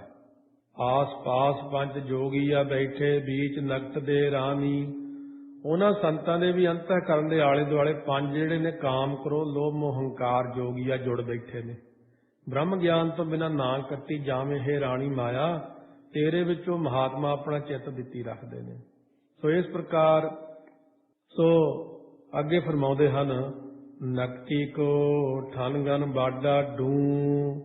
ब्रह्म ज्ञान तो बिना हे ना कट्टी जावे माया, ठनगन ठनगन शब्द करके तेरा बाडा तो भाव वाजा बज रहा है। डू हुंदा दोनों लोकां विच, लोक ते परलोक विच तेरा चमत्कार हुंदा। जदों रुपया डिगदा फर्श ते खड़का करदा ठन गन हुंदा, उदों किड्डा ही मन होवे टिकिया उत्थे ही डोल जांदा, पैसे किहदे डिगे उधर ही पैसिਆਂ ਵੱਲ मन जांदा। डू हुंदा द्वैत वालियां पुरुषां दे हिरदे तेरा वाजा वज रहा, इसलिए सारे अविवेकी जीव तेरे च फसे हुए ने, अज्ञानी जीव फसे हुए ने। किनै विवेकी काटी तू रहाओ, किसी विचारवान ने मिथ्या रूप जान के तेनों कटना कीता है। इस प्रकार सगल माहे नकटी का वासा, सगल मार औहेरी। ब्रह्म ज्ञान तो बिना होए ना कट्टी जावे माया, सारिया लोकां विच तेरा ही वासा है। औहेरी हुंदे कहीए हेड़ी भाव शिकारी वांगू सारियां नूं मार के, 2 पाठ है ये, अलग भी करना औहेरी भी करते हैं तो औहेरी इकट्ठा भी करते हैं। दोनों संप्रदावां ने अलग अलग थोड़े जे अपनी निशानी रखी हुंदी है। अरे भाव शिकारी वांगू सारियां नूं मार के औहेरी फिर सारियां वल तकदी है कि कोई बचता नहीं गया है। औहेरी हुंदा शिकारी ते औहेरी अलग अलग करिए तो औ मुड़ के फिर देखदी है मेरे कोलों कोई बचिया तो नहीं, उहनूं मार के आवां। सगलियां की हों बहन बहान जी, जिन्हें बरी तिस चेरी। माया ने कहा कबीर मैं सारियां दी भैन ते भणेवी वांग हां, भाव जिवें भैन ते भणेवी वल खोटी निगाह कोई नहीं करदा, इवें मैनूं कोई बुरा नहीं समझदा। परंतु जिन्हें मैनूं बरियाई चलाई कीता उहदी मैं चेरी तो भाव दासी हूं। तो इस प्रकार जिवें महाराज ने बाणी के अंदर कहा ना कि यह दासी सो संसार दी भी दासी है, संसार इहदा दास होया पिया। ਜਿਹੜੇ संत महात्मा ने उन्होंने भी दासी है। पहला भी दस पाए आपां के महापुरखों के दरवाजे ते सिर रगड़दी है, उत्थे वाल कस गया अगले। संसार पिछे पिछे दौड़िया होया वो जूंडे पड़ दिते, कहनी मेरे इस प्रकार। सो माया ने कहा हे कबीर मैं सारियां दी भैन भणेवी वांग हाँ, जिवें भैन ते भणेवी वल कोई खोटी निगाह न करदा, जिवें मैनूं कोई बुरा नहीं समझदा, पर जिन्हें मैनू बरियाई भाव चलाई किया उन्होंने मैं ओदी मैं दासी हाँ। जिवें महात्मा ने, महात्मा मैनू ग्रहण नहीं करते, इस करके गुरमुख कोई गारडू जिन मल दा लाई पाए। कोई कोई गुरमुख है जिन्हें मैंने चंगी तरह चरणों नाल लाया होया, दासी बनी हुई। माया दासी भगतां की कार कमावे, सगलियां की हों बहन बान जी, जिन्हें बरी तिस चेरी। कबीर जी ने कहा तू मेरे पास क्यों चल के आई है। माया ने आख्या तैनूं मोहित करन आई है। फिर कबीर जी ने कहा तू भी स्त्री मैं भी स्त्री, स्त्री स्त्री नूं मोहित नहीं कर सकती। माया ने कहा तेरा पति केड़ा। हमरो भरता बड़ो विवेकी, आपे संत कहावै। कहने मेरा पति रामानंद बहुत विचार वाला, वो आप ही पूर्ण संत कहूंदा। और पति परमात्मा वल भी इशारा किया है। रामानंद जी ब्रह्म ज्ञानी होए ने, ओह हमारा माथा कायम और हमरै निकट न आवै। ਉਹ ਹਮਾਰਾ ਮਾਥਾ ਸਿਰ ਤੇ ਸਦਾ ਹੀ ਕਾਇਮ ਹੈ, ਸਥਿਤ ਹੈ, ਇਸ ਲਈ ਉਹ ਹੋਰ ਮੇਰੇ ਕੋਈ ਨੇੜੇ ਨਹੀਂ ਆ ਸਕਦਾ। ਮਹਾਰਾਜ ਨੇ ਲਿਖਿਆ ਸਿਰ ਉੱਪਰ ਠੰਡਾ ਗੁਰਸੂਰਾ, ਨਾਨਕ ਤਾਂ ਕੇ ਕਾਰਜ ਪੂਰਾ। ਗੁਰੂ ਸੂਰਮਾ ਤਾਂ ਅੰਮ੍ਰਿਤਧਾਰੀ ਦੇ ਸਿਰ ਤੇ ਹੀ ਖੜਾ, ਜੇ ਰਹਿਤ ਮਰਿਆਦਾ ਪੂਰੀ ਹੋ ਜੇ ਤਾਂ ਹੁਣ ਕਿੱਥੇ ਜਾਣਾ, ਵਿਆਪਕ ਤਾਂ ਹੈ ਉਹ। ਫਿਰ ਮਾਇਆ ਨੇ ਕਿਹਾ, ਇਹ ਕਬੀਰ ਤੂੰ ਕਿਹੜੇ ਬਾਗ ਦੀ ਮੂਲੀਆਂ ਵੇਖ, ਮੈਂ ਤਾਂ ਬੜੇ ਬੜੇ ਰਿਸ਼ੀਆਂ ਨੂੰ ਵਸ ਕੀਤਾ ਹੋਇਆ। ਫਿਰ ਕਹਿਣ ਲੱਗੀ, ਸੋ ਉਸ ਵਕਤ ਉਚਾਰਿਆ, ਨੱਕ ਹੋਂ ਕਾਟੀ। ਨੱਕ ਹੁੰਦਾ ਸਵਰਗ ਵਿੱਚ ਰਹਿਣ ਵਾਲੇ ਨੋਖ ਰਾਜਾ ਨੂੰ ਕੱਟਣਾ ਕੀਤਾ। ਜਿਸ ਵੇਲੇ ਇੰਦਰ ਪਦਵੀ ਤੇ ਬੈਠ ਕੇ ਇਸਨੇ ਸਚੀ ਭਾਵ ਇੰਦਰਾਣੀ ਦਾ ਧਰਮ ਭੰਗ ਕਰਨਾ ਚਾਹਿਆ ਤਾਂ ਸਚੀ ਨੇ ਬ੍ਰਹਸਪਤੀ ਦੀ ਸਲਾਹ ਲੈ ਕੇ ਇਹਨੂੰ ਕਿਹਾ, 7 ਰਿਸ਼ੀਆਂ ਪਾਸੋਂ ਆਪਣੀ ਪਾਲਕੀ ਚੁਕਾ ਕੇ ਤੂੰ ਮੇਰੇ ਕੋਲ ਆ, ਮੈਂ ਤੇਰਾ ਹੁਕਮ ਮੰਨਾਂਗੀ। ਵਿਸ਼ਿਆਂ ਵਿੱਚ ਅੰਨਾ ਹੋ ਕੇ 7 ਰਿਸ਼ੀਆਂ ਕੋਲ ਆਪਣੀ ਪਾਲਕੀ ਚੁਕਾ ਕੇ ਤੁਰ ਪਿਆ, ਕਿਉਂਕਿ ਉਹ ਗਲਤੀ ਹੁੰਦੀ ਹੈ, ਰਿਸ਼ੀਆਂ ਤੋਂ ਪਾਲਕੀ ਨਹੀਂ ਚੁਕਾਈ ਦੀ, ਉਹਨੇ ਗਲਤੀ ਕਰਵਾਤੀ। ਰਿਸ਼ੀ ਭਜਨ ਵਿੱਚ ਮਸਤ ਹੋਏ ਹੌਲੀ ਹੌਲੀ ਤੁਰਨ, ਇਹਨੇ ਕੋਰੜੇ ਮਾਰ ਕੇ ਕਿਹਾ ਛੇਤੀ ਤੁਰੋ। ਰਿਸ਼ੀਆਂ ਨੇ ਗੁੱਸੇ 'ਚ ਇਹਨੇ ਕਿਹਾ ਸੀਗਾ ਸਰਪ ਸਰਪ, ਉਹ ਮਾਰ ਕੇ ਇਸ ਪ੍ਰਕਾਰ ਹੈਂਟਰ ਜਿਹਾ, ਉਹ ਸਰਪ ਸਰਪ ਦਾ ਮਤਲਬ ਛੇਤੀ ਕਰੋ ਛੇਤੀ ਕਰੋ। ਵਿਸ਼ਿਆਂ ਚੰਨਾ ਹੋਇਆ ਸੀ। ਸਰਪ ਦਾ ਅਰਥ ਦਾ ਸੱਪ ਵੀ ਹੁੰਦਾ। ਉਹ ਕਹਿੰਦੇ ਅਸੀਂ ਕਿਉਂ ਸੱਪ, ਤੂੰ ਹੀ ਸੱਪ ਬਣ ਜਾ। ਉਹ ਜਦ ਹੀ ਏਕ ਉਦਾਲਕ ਰਿਖੋ ਹੁਤੋ ਦਿਓ ਸਰਾਪ ਰਿਸਥਾਨ, ਤਬ ਤੇ ਗਿਰਿਓ ਇੰਦਰ ਤੋਂ ਤੇ ਪਰਿਓ ਪ੍ਰਿਥੀ ਪਰ ਆਨ। ਉਹ ਸੱਪ ਬਣ ਕੇ ਧਰਤੀ ਤੇ ਡਿੱਗ ਪਿਆ ਉਸੇ ਵਕਤ। ਤੇ ਇਸ ਕਰਕੇ ਕਹਿੰਦੇ ਇਹਦਾ ਭਾਵ ਹੈ ਕਿ ਨੱਕ ਹੋ ਨੌਖ ਰਾਜੇ ਨੂੰ ਕੱਟਿਆ। ਕਲਗੀਧਰ ਮਹਾਰਾਜ ਨੌਖ ਦੀ ਜਗ੍ਹਾ ਜਜਾਤੀ ਨਾਮ ਲਿਖ ਕੇ 117ਵੇਂ ਚਰਿੱਤਰ 'ਚ ਸਾਰਾ ਪ੍ਰਸੰਗ ਲਿਖਿਆ। ਕਾਨੋਂ ਕਾਟੀ, ਕਾਨੋਂ ਹੁੰਦਾ ਵਨ ਵਿੱਚ ਰਹਿਣ ਵਾਲੇ ਸ੍ਰਿੰਗੀ ਰਿਸ਼ੀ ਨੂੰ ਕੱਟਿਆ। ਕਾਨ ਨਾਮ ਜੰਗਲ ਦਾ ਹੁੰਦਾ। ਸੋ ਇਸ ਪ੍ਰਕਾਰ ਸ੍ਰਿੰਗੀ ਰਿਸ਼ੀ ਨੂੰ ਜਾ ਕੇ ਐਸਾ ਲੁਭਾਏਮਾਨ ਕੀਤਾ ਕਿ ਅਖੀਰ ਜਾ ਕੇ ਉਹ ਡੋਲ ਕੇ ਡਿੱਗ ਪਿਆ। ਸ੍ਰਿੰਗੀ ਰਿਸ਼ੀ ਥਾਂ ਸ੍ਰਿੰਗੀ ਰਿਸ਼ੀ ਪੜ੍ਹਨਾ ਹੈ। ਇਸ ਪ੍ਰਕਾਰ ਮਹਾਰਾਜ 10ਵੇਂ ਪਾਤਸ਼ਾਹ ਨੇ ਵੀ ਇਹ ਸਾਰਾ ਲਿਖਿਆ ਸ੍ਰਿੰਗੀ ਰਿਸ਼ੀ ਦਾ ਨਾ। ਸੋ ਇਹ ਪ੍ਰਸੰਗ ਮਹਾਰਾਜ ਨੇ 10ਵੇਂ ਗ੍ਰੰਥ ਦੇ 114ਵੇਂ ਚਰਿੱਤਰ 'ਚ ਲਿਖਿਆ ਹੋਇਆ। ਉਹ ਤਾਂ ਉਦਾਂ ਹੀ ਰੌਲਾ ਰੱਪਾ ਜਿਹਾ ਪਾ ਲਿਆ, ਇਹ ਐ ਲਿਖਿਆ ਉਹ ਲਿਖਿਆ। ਉਹ ਸਿੱਖਿਆ ਤਾਂ ਬਥੇਰੀ ਦਿੱਤੀ ਮਹਾਰਾਜ ਨੇ। ਕਾਟ ਕੂਟ ਕੈ ਡਾਰੀ, ਕੂਟ ਹੁੰਦਾ ਪਰਬਤਾਂ ਵਿੱਚ ਰਹਿਣ ਵਾਲੇ ਸੌਰਵ ਰਿਸ਼ੀ ਨੂੰ ਕਾਟ ਡਾਰੀ, ਕੱਟ ਸੁੱਟਿਆ ਸਪਣੀ ਨੇ ਜਾ ਕੇ ਡੰਗ ਮਾਰਿਆ। ਉਹ ਵੀ ਆਪਣੇ ਆਪ ਨੂੰ ਜਿਹੜਾ ਐ ਸਮਝਦਾ ਸੀ ਮੇਰੇ ਵਰਗਾ ਕੋਈ ਬ੍ਰਹਮ ਗਿਆਨੀ ਨਹੀਂ ਸੀ, ਤਾਂ ਉਹ ਨਕਲੀ ਹੋਈ, ਫਿਰ ਜਾ ਕੇ ਡਿੱਗੀ। ਇਸ ਪ੍ਰਕਾਰ ਉੱਥੇ ਵੀ ਸੱਪ ਨੇ ਜਾ ਕੇ ਸਪਣੀ ਨੇ ਡੰਗ ਮਾਰਿਆ। ਕਬੀਰ ਜੀ ਕਥਨ ਕਰਦੇ ਵੀ ਇਹ ਮਾਇਆ ਜਿਵੇਂ ਤੈਂ ਰਿਸ਼ੀਆਂ ਨੂੰ ਕੱਟਿਆ, ਐਵੇਂ ਮਹਾਤਮਾ ਜਨਾਂ ਨੇ ਤੈਨੂੰ ਵੀ ਕੱਟਿਆ। ਉਹ ਕਿਵੇਂ ਜੀ? ਨੱਕ ਹੋਂ ਕਾਟੀ, ਨੱਕ ਨਾਲ ਸੁਗੰਧੀ ਨਹੀਂ ਲੈਂਦੇ, ਇਹ ਤੈਨੂੰ ਨੱਕ ਤੋਂ ਕੱਟਣਾ ਕੀਤਾ। ਉਹਨੇ ਸ਼ਬਦ ਸਪਰਸ਼ ਰਸ ਰੂਪ ਗੰਧ, ਹੁਣ ਇਹ 5 ਨੂੰ ਕੱਟਣਗੇ। ਕੰਨ ਹੋ ਕਾਟੀ, ਕੰਨਾਂ ਨਾਲ ਖੋਟੇ ਬਚਨ ਨਹੀਂ ਸੁਣਦੇ, ਤੈਨੂੰ ਕੰਨਾਂ ਤੋਂ ਕੱਟਦਾ। ਨਿੰਦਿਆ ਨਹੀਂ ਸੁਣਦੇ, ਉਹ ਗੱਲ ਕਰਦੇ ਹੀ ਨਹੀਂ, ਬਸ ਦੁਨੀਆ ਤੋਂ ਕਿਨਾਰਾ ਹੀ ਕਰੀ ਬੈਠੇ ਆ। ਕਾਟ, ਕਿਸੇ ਨਾਲ ਸਪਰਸ਼ ਨਹੀਂ ਕਰਦੇ, ਤੈਨੂੰ ਕਾਟ ਹੁੰਦਾ ਤਵਚਾ ਸਰੀਰ ਤੋਂ ਕੱਟਣਾ ਕੀਤਾ, ਕਿਸੇ ਦੇ ਨਾਲ ਹੀ ਨਹੀਂ ਲੱਗਦੇ। ਤੇ ਜਿਵੇਂ ਕੋਈ ਮਹਾਤਮਾ ਬ੍ਰਹਮ ਗਿਆਨੀ ਉਹਨਾਂ ਨੂੰ ਮਿਲਣਗੇ, ਕੋਠੇ ਤੇ ਖੜ ਕੇ ਜਾ ਕੇ ਉਹ ਜਿਹਦੇ ਨਾਲ ਗੱਲ ਕਰਦੇ ਕੋਠੇ ਤੋਂ ਖੜ ਕੇ ਕਰਦੇ ਆ, ਥੱਲੇ ਹੀ ਨਹੀਂ ਆਉਂਦੇ। ਕਹਿੰਦੇ ਨਾ ਕੋਈ ਪੈਰੀ ਹੱਥ ਲਾਵੇ ਤੇ ਨਾ ਰੌਲਾ ਪਵੇ, ਉੱਤੋਂ ਹੀ ਫਤਿਹ ਬੁਲਾਓ। ਕੂਟ, ਅੱਖਾਂ ਨਾਲ ਜੋ ਖੋਟੀ ਦ੍ਰਿਸ਼ਟੀ ਨਾਲ ਨਹੀਂ ਵੇਖਦੇ, ਤੈਨੂੰ ਅੱਖਾਂ ਤੋਂ ਰਹਿਤ ਕੀਤਾ। ਕੈ ਡਾਰੀ, ਜ਼ੁਬਾਨ ਨਾਲ ਕੋਈ ਦੁਨਿਆਵੀ ਸਵਾਦ ਨਹੀਂ ਲੈਂਦੇ, ਇਸ ਤੇ ਤੈਨੂੰ ਜੇਬਾਂ ਤੋਂ ਵੀ ਕੱਟਣਾ ਕੀਤਾ। ਇਹ ਨਾ ਸਮਝ ਕੇ ਮੈਂ ਹੀ ਸਭ ਨੂੰ ਬਸ ਕਰਨ ਵਾਲੇ, ਬੜੇ ਬੜੇ ਮਹਾਤਮਾ ਵੀ ਤੈਨੂੰ ਵਸੀਕਾਰ ਕੀਤੀ ਬੈਠੇ ਆ। ਮਹਾਰਾਜ ਨੇ ਇਹ ਫਰਮਾਇਆ 5ਵੇਂ ਪਾਤਸ਼ਾਹ ਨੇ ਆਸਾ ਰਾਗ ਦੇ ਵਿੱਚ ਆਇਆ ਸੀ ਸ਼ਬਦ, ਗਿਆਨੀ ਕੀ ਹੋਏ ਵਰਤੀ ਦਾਸ, ਕਰ ਜੋੜੇ ਸੇਵਾ ਕਰੇ ਅਰਦਾਸ, ਜੋ ਤੂੰ ਕਹਿ ਸੋ ਕਾਰ ਕਮਾਵਾ, ਜਨ ਨਾਨਕ ਗੁਰਮੁਖ ਨੇੜ ਨਾ ਆਵਾ।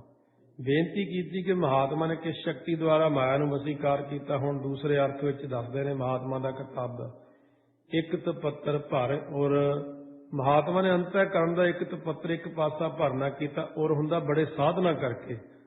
ਕੱਟ ਕੁਰ ਕੱਟ, ਕੁਰ ਹੁੰਦਾ ਝੂਠ ਨੂੰ ਕੱਟ ਕੇ ਕੌੜਾ ਜਾਣ ਕੇ ਕੱਢ ਦਿੱਤਾ, ਤਿਆਗ ਦਿੱਤਾ। ਇੱਕ ਤਪੱਤਰ ਭਰ ਪਾਣੀ, ਅੰਤःਕਰਨ ਦਾ ਇੱਕ ਪਾਸਾ ਨਾਮ ਰੂਪੀ ਜਲ ਦੇ ਨਾਲ ਭਰ ਲਿਆ ਉਹਨਾਂ ਨੇ। ਆਸ ਪਾਸ ਪੰਜ ਜੋਗੀਆ ਬੈਠੇ, ਪਦਾਰਥਾਂ ਦੀ ਆਸਾ ਤੋਂ ਹੁੰਦਾ ਪਾਸ ਪਾਸੇ ਲਾਂਭੇ ਹੋ ਗਏ। ਪੰਜ ਹੁੰਦਾ ਸ੍ਰੇਸ਼ਟ ਪਰਮਾਤਮਾ ਵਿੱਚ, ਜੋਗੀਆ ਹੁੰਦਾ ਜੁੜ ਗਏ, ਸ੍ਰੇਸ਼ਟ ਪਰਮਾਤਮਾ 'ਚ ਜੁੜ ਗਏ। ਉਹ ਪੰਜ ਦਾ ਅਰਥ ਇੱਥੇ ਸ੍ਰੇਸ਼ਟ ਹੋ ਗਿਆ। ਬੀਚ ਨਗਤ ਦੇਰਾਨੀ, ਬੀਚ ਹੁੰਦਾ ਭੇਦ, ਭੇਦ ਦੇ ਕੱਟਣ ਵਿੱਚ ਜਿਨ੍ਹਾਂ ਨੇ ਨਾ ਦੇਰ ਆਨੀ, ਦੇਰ ਨਹੀਂ ਲਿਆਉਣਾ ਕੀਤੀ, ਕਿਉਂਕਿ ਇਹ ਭੇਦ ਹੀ ਦੁੱਖਾਂ ਦਾ ਕਾਰਨ ਹੈ। ਭੇਦ ਦੇ ਹੋਣ ਕਰਕੇ ਭਾਵੇਂ ਚੀਜ਼ ਪਾਸ ਵੀ ਪਈ ਹੋਵੇ ਤਾਂ ਵੀ ਦੂਰ ਪ੍ਰਤੀਤ ਹੁੰਦੀ ਹੈ। ਭਾਂਭੀਰੀ ਕੇ ਪਾਤ ਪਰਦੋ ਬਿਨ ਪੇਖੇ ਦੂਰ ਆਇਓ। ਜਿਵੇਂ ਆਪਣੇ ਅੰਦਰ ਵੀ ਪੜਦਾ ਇੰਨਾ ਕਿ ਜਿਵੇਂ ਪਿਆਜ਼ ਦਾ ਬਰੀਕ ਜਿਹਾ ਛਿਲਕਾ ਹੁੰਦਾ, ਆਪਣੇ ਅੰਦਰ ਜਿਹੜਾ ਜੀਵ ਆਤਮਾ ਇੰਨਾ ਕੀ ਫਰਕ ਹੈ ਬਸ। ਇਸੇ ਪ੍ਰਕਾਰ ਪੰਜਾਂ ਕੋਸ਼ਾਂ ਨੂੰ ਪਰਦੇ ਦੇ ਹੋਣ ਕਰਕੇ ਪਰਮੇਸ਼ਰ ਦਾ ਦਰਸ਼ਨ ਨਹੀਂ ਹੁੰਦਾ। ਨਕਟੀ ਕੋ ਠਨਗਨ ਬਾਡਾ ਡੂੰ, ਨਕਟੀ ਹੁੰਦੀ ਨਾ ਕੱਟੀ ਜਾਵੇ ਜੋ ਸ਼ਾਸਤਰਾਂ ਨਾਲ ਚੇਤਨ ਸੱਤਾ, ਕਿਉਂਕਿ ਇਹ ਇੱਕ ਚੀਜ਼ ਨਹੀਂ ਹੁੰਦੀ ਕਿ ਸ਼ਸਤਰ ਨਾਲ ਨਹੀਂ ਕੱਟੀ ਜਾਂਦੀ, ਕਈ ਚੀਜ਼ਾਂ ਹੁੰਦੀਆਂ, ਮਾਇਆ ਵੀ ਨਹੀਂ ਕੱਟੀ ਜਾਂਦੀ। ਨੈਨੰ ਛਿਦੰਤੀ ਸ਼ਸਤਰਾਣੀ ਨੈਨੰ ਦਹਤੀ ਪਾਵਕਹ ਨ ਚੈਨੰ ਕਲੇਦਯੰਤ ਆਪੋ ਨ ਸ਼ਸ਼ੋਇਤੀ ਸਾਰੂਤਾ। ਗੀਤਾ ਇਤਿਹਾਸ ਦੂਜਾ ਸ਼ਲੋਕ 23ਵੀਂ ਚ ਹੈ। ਸਾਰੇ ਸ਼ਸਤਰ ਵੀ ਆਤਮਾ ਨੂੰ ਨਹੀਂ ਕੱਟ ਸਕਦੇ ਅਤੇ ਇਸ ਆਤਮਾ ਨੂੰ ਪਾਵਕਹ ਅਗਨੀ ਵੀ ਨਹੀਂ ਸਾੜ ਸਕਦੀ। ਚੇ ਹੁੰਦਾ ਪੁਨਾ ਇਸ ਆਤਮਾ ਨੂੰ ਆਪੋ ਹੁੰਦਾ ਜਲ ਵੀ ਕਲਿੰਦਿਤ ਗਿੱਲਾ ਨਹੀਂ ਕਰ ਸਕਦਾ। ਇਸ ਆਤਮਾ ਨੂੰ ਸਾਰੂਤਾ ਪਾਉਣ ਵੀ ਨਹੀਂ, ਸ਼ੋਸ਼ਿਅਤੀ ਹੁੰਦੀ, ਸੁਕਾ ਨਹੀਂ ਸਕਦੀ। ਉਹਦਾ ਠਨਗਨ ਪ੍ਰਕਾਸ਼ ਜਿਹੜਾ ਬਾਡਾ ਬੜਾ ਹੋ ਰਿਹਾ। ਡੂ ਹੁੰਦਾ ਦੋ ਕਾਰਨ ਕਾਰਜ ਵਿੱਚ, ਦੋ ਚੀਜ਼ਾਂ ਨੇ, ਕਾਰਨ ਅਤੇ ਕਾਰਜ। ਕਿਨੈ ਵਿਵੇਕੀ ਕਾਟੀ ਤੂੰ ਰਹਾਓ। ਕਿਨੈ ਵਿਵੇਕੀ ਹੁੰਦਾ ਕਿਸੇ ਵਿਚਾਰ ਵਾਲੇ ਮਹਾਤਮਾ ਨੇ ਤੂੰ ਭਾਵ ਹੰਗਤਾ ਮਮਤਾ ਕੱਟਣਾ ਕੀਤੀ ਹੈ। ਸਗਲ ਮਾਹੇ ਨਕਟੀ ਕਾ ਵਾਸਾ, ਸਾਰਿਆਂ ਦੇ ਵਿੱਚ ਨਾ ਕੱਟੀ ਜਿਹੜੀ ਚੇਤਨ ਦੇਵ ਦਾ ਵਾਸਾ ਜਿਹੜਾ ਕੱਟਿਆ ਨਹੀਂ ਜਾਂਦਾ, ਜਿਹੜੀ ਆਤਮਾ ਜੋਤ ਜਿਹੜੀ ਹੈ, ਇਸ ਤਰੀਕੇ ਨਾਲ ਢੰਗ ਨਾਲ ਉਪਦੇਸ਼ ਦੇ ਰਹੇ ਨੇ। ਸਗਲ ਮਾਰ ਔਹੇਰੀ, ਸਾਰਿਆਂ ਨੂੰ ਮਾਰ ਕੇ ਭਾਵ ਮਿਥਿਆ ਰੂਪ ਦੱਸ ਕੇ ਔਜ ਬਾਕੀ ਜੋ ਹੇਰੀ ਹੁੰਦਾ ਵੇਖਣ ਚ ਆਵੇ, ਉਹ ਹੈ ਅਕਾਲ ਪੁਰਖ। ਉਹ ਨਿਖੇਧੀ ਪੂਰਵਕ ਹੁਣ ਉਪਦੇਸ਼ ਹੈ। ਕਹਿੰਦੇ ਸਗਲ ਮਾਰ ਔ ਹੇਰੀ, ਸਾਰਾ ਕੁਝ ਜਦੋਂ ਮਿਥਿਆ ਮਾਰਤਾ ਮਨ ਚੋਂ, ਬਾਕੀ ਜਿਹੜਾ ਬਚੇ ਉਹ ਕੀ ਸੀ? ਪਰਮਾਤਮਾ, ਕਿਉਂਕਿ ਮਿਥਿਆ ਨਹੀਂ ਹੈ। ਸਗਲਿਆਂ ਕੀ ਹਉ ਬਹਿਨ ਬਹਾਨ ਜੀ, ਉਹ ਮਹਾਤਮਾ ਸਾਰਿਆਂ ਵਰਨ ਆਸ਼ਰਮਾਂ ਦੀ ਹਉ ਹੰਗਤਾ ਵਿੱਚ ਬਹਿ ਨਾ ਰੁੜਦੇ ਨਹੀਂ, ਕਿਉਂਕਿ ਭਾਨ ਜੀ, ਭੰਨ ਜੋ ਦਿੱਤੀ ਕਹਿੰਦੇ ਜੀ ਵਿਖੇ ਗਿਆਨ ਰੂਪੀ ਭਾਨ ਹੁੰਦਾ, ਸੂਰਜ ਉਦੇ ਹੋਣ ਕਰਕੇ ਸਭ ਵਰਨ ਆਸ਼ਰਮਾਂ ਦੀ ਹੰਗਤਾ 'ਚ ਰੁੜਦੇ ਨਹੀਂ ਹੈ। ਜਿਨ੍ਹਾਂ ਬਰੀ ਤਿਸ ਚੇਰੀ, ਜਿਨ੍ਹਾਂ ਮਹਾਤਮਾ ਦੀ ਇਸ ਤਰ੍ਹਾਂ ਬਰੀ ਹੁੰਦੀ ਸ੍ਰਿਸ਼ਟ ਬੁੱਧੀ ਹੋਈ ਹੈ, ਸ੍ਰੇਸ਼ਟ ਬੁੱਧੀ ਹੋਗੀ ਨਾ ਬਰੀ, ਹੇ ਮਾਇਆ ਤੂੰ ਉਹਨਾਂ ਦੀ ਦਾਸੀ ਹੈ। ਹਮਰੋ ਭਰਤਾ ਬੜੋ ਬਵੇਕੀ, ਸਾਡਾ ਭਰਤਾ ਕੌਣ? ਪਤੀ ਤਮਾਮ ਦੇ ਭਰਨ ਵਾਲਾ ਜੋ ਪਰਮਾਤਮਾ ਬੜਾ ਵਿਚਾਰਵਾਨ ਹੈ। ਆਪੇ ਸੰਤ ਕਹਾਵੇ, ਉਹ ਆਪ ਹੀ ਸ਼ਾਂਤ ਆਤਮਾ ਕਹਾਉਂਦਾ। ਹਜ਼ਾਰਾਂ ਲੋਕ ਉਹਨੂੰ ਗਾਲਾਂ ਕੱਢਦੇ ਪਰ ਉਹ ਜਰਾ ਪਰਵਾਹ ਹੀ ਨਹੀਂ ਕਰਦਾ, ਗੁੱਸੇ 'ਚ ਨਹੀਂ ਆਉਂਦਾ, ਹੱਸੀ ਜਾਂਦਾ। ਆਪ ਹੀ ਸੰਤ ਅਵਤਾਰ ਕਹਾਉਂਦਾ। ਸੰਤ ਨਿਤ ਅਵਤਾਰ ਨੇ, ਰਾਮਚੰਦਰ ਆਦਿਕ ਨਿਮਿਤ ਅਵਤਾਰ ਨੇ, ਸੋ ਕਲਾ ਅਵਤਾਰ, ਅੰਸ਼ ਅਵਤਾਰ, ਅਵੇਸ਼ਾ ਅਵਤਾਰ, ਨਿਤ ਅਵਤਾਰ, ਨਿਮਿਤ ਅਵਤਾਰ, ਪੂਰਨ ਅਵਤਾਰ, ਇਹ 6 ਪ੍ਰਕਾਰ ਦੇ ਸਾਧ ਰੂਪ ਆਪਣਾ ਤਨ ਧਾਰਿਆ। ਫਿਰ ਗੁਰਮੁਖ ਕਲ ਵਿੱਚ ਪ੍ਰਗਟ ਹੋਇਆ, ਖੁਦ ਨਿਰੰਕਾਰ ਆ ਗਏ। ਉਹ ਹਮਾਰੈ ਮਾਥੈ ਕਾਇਮ ਔਰ ਹਮਰੈ ਨਿਕਟ ਨ ਆਵੈ, ਉਹ ਅਕਾਲ ਪੁਰਖ ਮੇਰੇ ਉੱਤੇ ਸਥਿਤ ਹੈ, ਇਸ ਲਈ ਹੋਰ ਕੋਈ ਮੇਰੇ ਨਹੀਂ ਨੇੜੇ ਆ ਨਹੀਂ ਸਕਦਾ। ਵਾਹਿਗੁਰੂ ਮੇਰੇ ਅੰਗ ਸੰਗ ਹੈ। ਇਹ ਗੱਲ ਸੁਣ ਕੇ ਵੀ ਮਾਇਆ ਨੇ ਕਿਹੜਾ ਨਾ ਛੱਡਿਆ। ਕਬੀਰ ਜੀ ਨੇ ਆਪਣੇ ਪੁੱਤਰ ਕਮਾਲੇ ਨੂੰ ਕਿਹਾ, ਲਿਆਓ ਕਮਾਲਿਆ ਛੁਰਾ ਲਿਆ ਕੱਢ ਕੇ ਅੰਦਰੋਂ ਦੱਸੀ ਇਹਨੂੰ ਪਤਾ। ਨੱਕ ਹੋ ਕਾਟੀ ਕੰਨ ਹੋ ਕਾਟੀ, ਕਾਟ ਕੂਟ ਕਹਿ ਡਾਰੀ। ਕਬੀਰ ਜੀ ਨੇ ਮਾਇਆ ਨੂੰ ਨੱਕ ਤੋਂ ਕੱਢਤਾ, ਕੰਨ ਵੀ ਵੱਢ ਦਿੱਤੇ। ਇਸ ਤਰ੍ਹਾਂ ਕੱਟ ਕੁੱਟ ਕੇ ਗੁੱਤੋਂ ਫੜ ਕੇ ਬੂਹੇ ਤੋਂ ਬਾਹਰ ਡਾਰੀ, ਉਹ ਮਾਰੀ ਭਗਾ ਕੇ ਗੁੱਤ ਗੱਤ ਵੱਢਤੀ ਉਹਦੀ। ਕਹੋ ਕਬੀਰ ਸੰਤਨ ਕੀ ਬੈਰਨ, ਤੀਨ ਲੋਕ ਕੀ ਪਿਆਰੀ। ਕਬੀਰ ਭਗਤ ਜੀ ਕਥਨ ਕਰਦੇ, ਮਾਇਆ ਸੰਤਾਂ ਦੀ ਬੈਰਨ ਹੈ ਤੇ ਤਿੰਨਾਂ ਲੋਕਾਂ ਦੇ ਜੀਵਾਂ ਦੀ ਪਿਆਰੀ ਹੈ। ਉਸ ਵੇਲੇ ਸ਼ਹਿਰ ਤੋਂ ਬਾਹਰ ਵਿਸ਼ਨੂੰ ਜੀ ਖੜੇ ਸੀ, ਮਾਇਆ ਦੀ ਹਾਲਤ ਦੇਖ ਕੇ ਬਹੁਤ ਹੱਸੇ। ਕਹਿਣ ਲੱਗੇ, ਦੇਖਿਆ ਹੋਰ ਭਗਤ ਦੇਖਣੇ ਮੇਰੇ, ਆਪਣੇ ਭਗਤਾਂ ਲਈ ਬਣਾਈ ਜਾਂਦੀ ਸੀ ਟੌਰ ਕਿ ਮੇਰੇ ਭਗਤ ਹੁੰਦੇ ਨੇ। ਉਸ ਵੇਲੇ ਲక్ష్ਮੀ ਨੇ ਚਰਨੀ ਪੈ ਕੇ ਮਾਫੀ ਮੰਗੀ, ਕਿਹਾ ਸਵਾਮੀ ਜੀ ਆਪ ਜੀ ਦੇ ਭਗਤ ਵੱਡੇ ਆ ਜੀ। ਇਹ ਦੋਨੋਂ ਇਸ ਪ੍ਰਕਾਰ ਅਰਥ ਸੰਪਰਦਾਈ ਹੋਏ ਨੇ ਆਪਣੇ। ਕਹਿੰਦੇ ਸੱਚਮੁੱਚ ਹੀ ਮਾਇਆਧਾਰੀ ਪੁਰਸ਼ਾਂ ਨਾਲੋਂ ਸਿਮਰਨ ਵਾਲੇ ਵੱਡੇ ਹੁੰਦੇ ਨੇ। ਗਿਰਹਾ ਸੇਤੀ ਮਾਲ ਧਨ ਕੀੜੀ ਤੁਲਨਾ ਹੋਵਨੀ, ਜੇ ਤਿਸ ਮਨੋ ਨਾ ਵਿਸਰੈ। ਕੌਣ ਵੱਡਾ? ਮਾਇਆ ਵਡਿਆਈ, ਸੋ ਵੱਡਾ ਜਿਨ ਰਾਮ ਲਿਵ ਲਾਈ। ਇਸ ਕਰਕੇ ਕਹਿੰਦੇ ਭਾਈ ਵੱਡਾ ਤਾਂ ਵਾਹਿਗੁਰੂ ਹੀ ਹੈ। ਮਾਇਆ ਠੀਕ ਹੈ, ਬਹੁਤ ਤਕੜੀ ਹੈ, ਪਰ ਇੰਨੀ ਵੀ ਨਹੀਂ ਕਿ ਰੱਬ ਦੇ ਪਿਆਰਿਆਂ ਨੂੰ ਜਿੱਤ ਸਕੇ। ਜਿਵੇਂ ਬਾਬਾ ਆਤਰ ਸਿੰਘ ਜੀ ਮਸਤੂ ਵਾਲਿਆਂ ਨੂੰ ਜਿੱਤ ਨਹੀਂ ਸਕੀ, ਬਾਬਾ ਆਨੰਦ ਸਿੰਘ ਜੀ ਕਲੇਰਾਂ ਵਾਲਿਆਂ ਨੂੰ, ਬਾਬਾ ਸੁੰਦਰ ਸਿੰਘ ਜੀ ਖਾਲਸਾ ਹੋਣੀ, ਸੰਤ ਗੁਰਬਚਨ ਸਿੰਘ ਖਾਲਸਾ, ਸਾਰੇ ਮਹਾਂਪੁਰਖ ਜਿੰਨੇ ਵੀ ਹੋਏ ਨੇ। ਬਾਬਾ ਜਰਨੈਲ ਸਿੰਘ ਜੀ ਖਾਲਸਾ ਨੂੰ ਬਹੁਤ ਜ਼ੋਰ ਲਾਇਆ ਮਹਾਰਾਜ ਨੇ, ਮਾਇਆ ਮੰਗਲਾ। कहने ना, भुखा मर जूं, टुट्टी जुत्ती पा लूं, पाटे कपड़े पा लूं, माया नहीं मंगनी, दर्शन देने तो अपने दे दो। इन्नी औखी जिंदगी कटी, तीजे दिन घरे रोटी मिलती सी जाके कई बारी। माया नहीं मंगी सारी जिंदगी, कहते माया नहीं तैनू ही मंगना। फिर महाराज ने दर्शन दिते सी, फिर गुरु नानक साहब, 10वें पातशाह, माता साहब कौर, फिर तो अंत ही नहीं रहा ना। महाराज ने फिर बड़ी कृपा की। पहला एक बार तो गेड़े खवाउंदी चंगे, इत्थे हठ करना बहुत औखा है। तो ताइयों कहने हठियां जपियां तपियां की कमाई का ध्यान कर बोलो जी वाहिगुरू, ताइयों कहने हैं ना बहुत औखा। कह तो आप दिने जी बस नाम ही चाहिए। जो तीजे दिन पैसे लोड़ पैंदी, अगला कहना हुण छड्डो परे, नाम कल्ले नाम नाल की होना, माया भी तो चाहिए। फिर माया वाले शब्द करन लग जांदा भगत। इस करके महाराज सच्चे पातशाह कहते देखो कबीर वर्गा बिरला ही हुंदा। धन भगत रविदास माया त्याग दिती सी, उन्होंने धन्ने ने त्याग दिती। जिन्हों ने माया त्याग दिती उन्होंने वाहिगुरू मिले ने, जिन्होंने वाहिगुरू मिले ने माया उन्होंने चरणों नाल लग जाती। इस तरह महाराज सच्चे पातशाह ने बख्शिश की है। ये 4 शब्द श्रवण किए हैं। अगे दोपहरे 1 ਤੋਂ 2 के समय श्रवण करांगे, फिर 7 ਤੋਂ 8 या शाम ਨੂੰ 6:45 के करीब समा हुंदा अपना। सतगुरु महाराज कृपा करन लड़ीवार कथा श्रवण कर रहे हाँ। अंतरीव भाव जिहड़े ने आम ज्ञानी नहीं करते हैं। टकसालां तो बिना आम जिहड़े बाहरले जिन्ने विद्वान ने वो अंतरीव भाव नहीं करते, सीधा सीधा ही चलते हैं। इस प्रकार ये अंतरीव भाव जिहड़े ने ये चले सी संत बाबा सुंदर सिंह जी खालसा तो। उन्होंने ब्रह्म ज्ञान द्वारा ये अंतरीव भाव ब्रह्म ज्ञान दे विचों कढे सी सारे अनुभव द्वारा। कहते अनुभव अर्थ की जिहड़े जपजी साहब की पहली कथा अमृत बाणी कैसटां च भरी सीढ़ियां वो सारी कथा ही संत बाबा सुंदर सिंह खालसा ने की सी। इस प्रकार महाराज कृपा करते हैं, जिस जिस तरह उपदेश मिलता कमाइए, सतगुरु की बख्शिश होवे। वाहेगुरु वाहेगुरु वाहे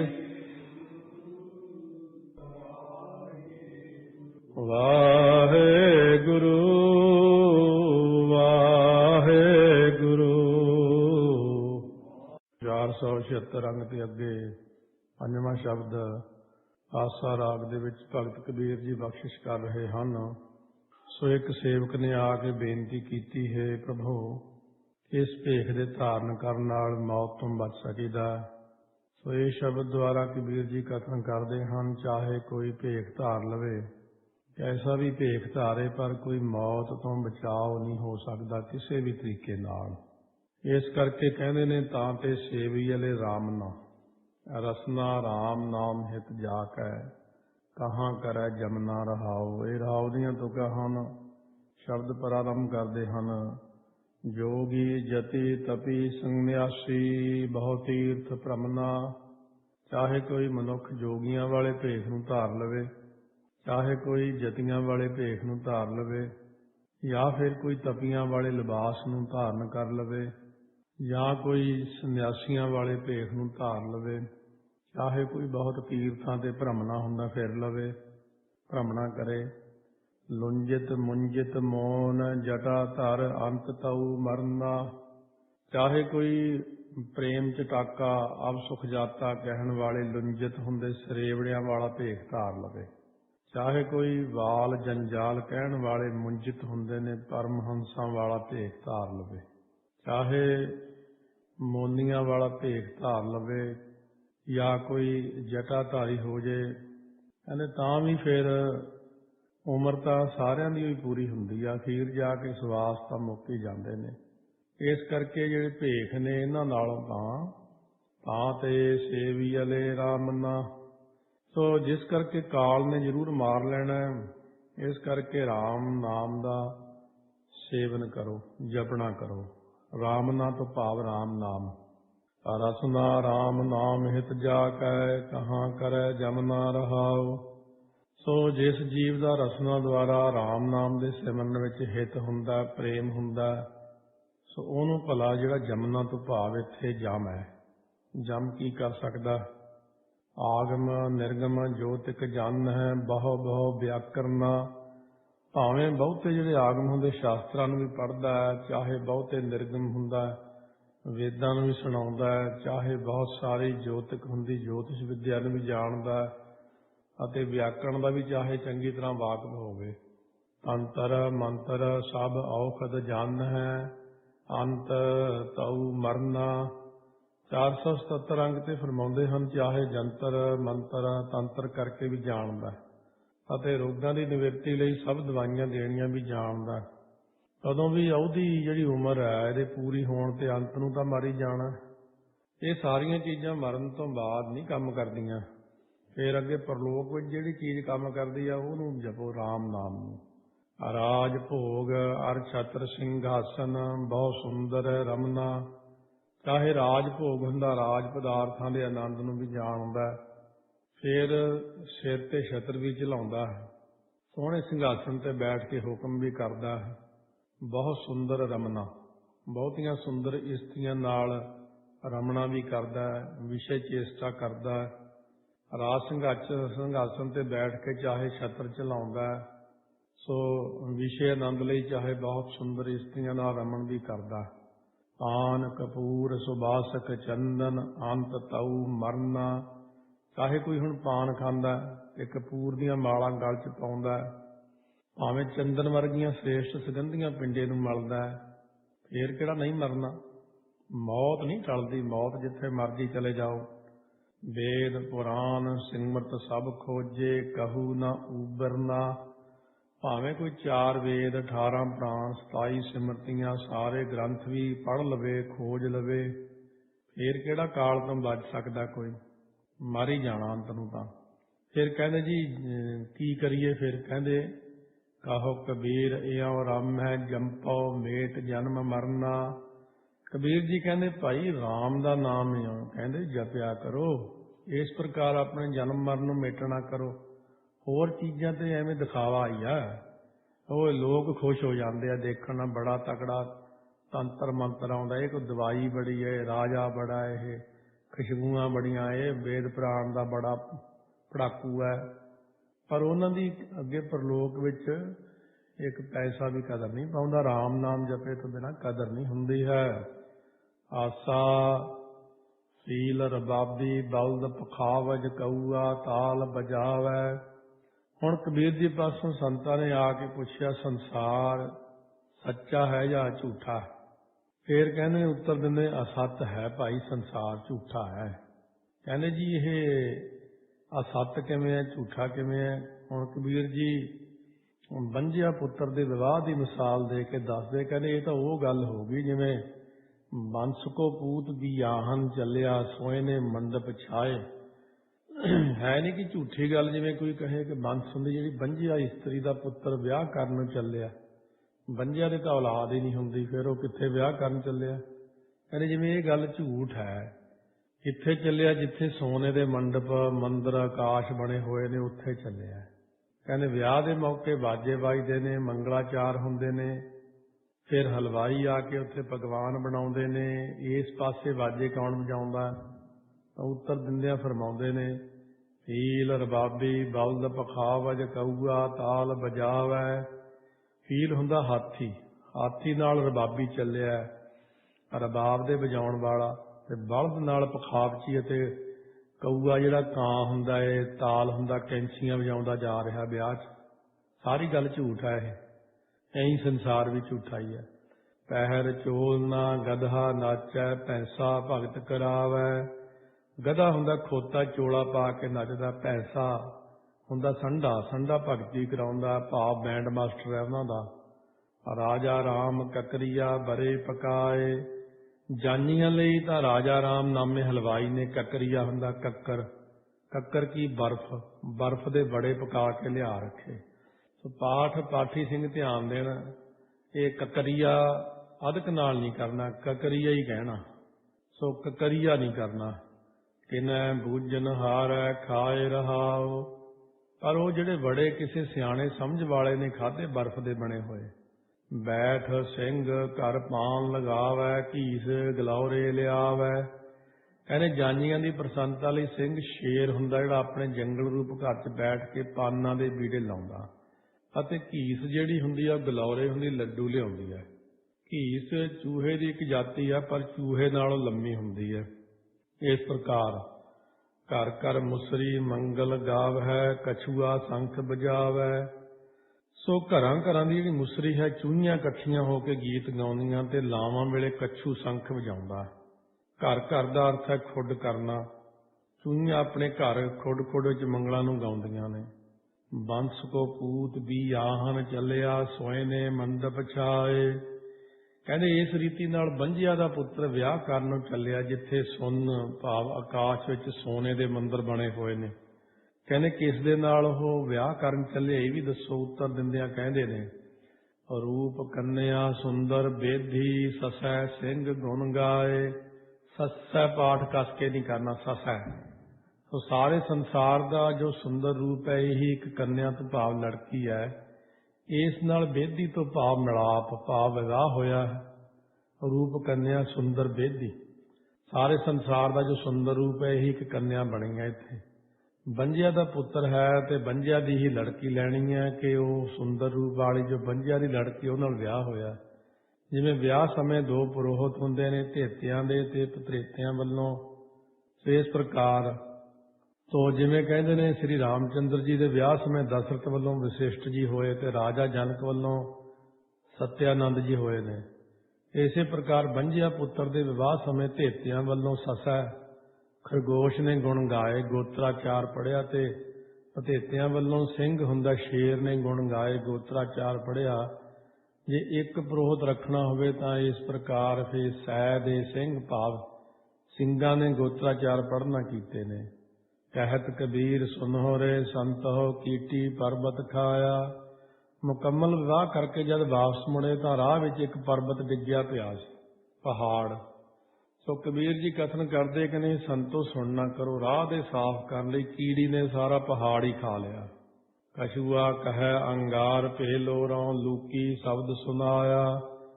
ਜਿਸ ਰਸਤੇ ਉਹ ਲੰਘਣਾ ਸੀ, ਉਸ ਜੰਗਲ ਨੂੰ ਅੱਗ ਲੱਗੀ ਹੋਈ ਵੇਖ ਕੇ ਬਰਾਤੀ ਘਬਰਾ ਗਏ। ਤਾਂ ਕੱਛੂ ਕਹਿੰਦਾ ਮੈਨੂੰ ਠੰਡ ਬਹੁਤ ਲੱਗੀ ਹੋਈ ਹੈ, ਮੈਂ ਅੱਗ ਦੇ ਅੰਗਿਆਰਿਆਂ ਨੂੰ ਬੌੜੋ ਕਹਿੰਦਾ, ਭੇ ਤੋਂ ਭਾਵ ਬੌੜੋ ਹੁੰਦਾ, ਲੋਰੋਂ ਲੋੜਦਾ ਭਾਵ ਚਾਹੁੰਦਾ ਹਾਂ।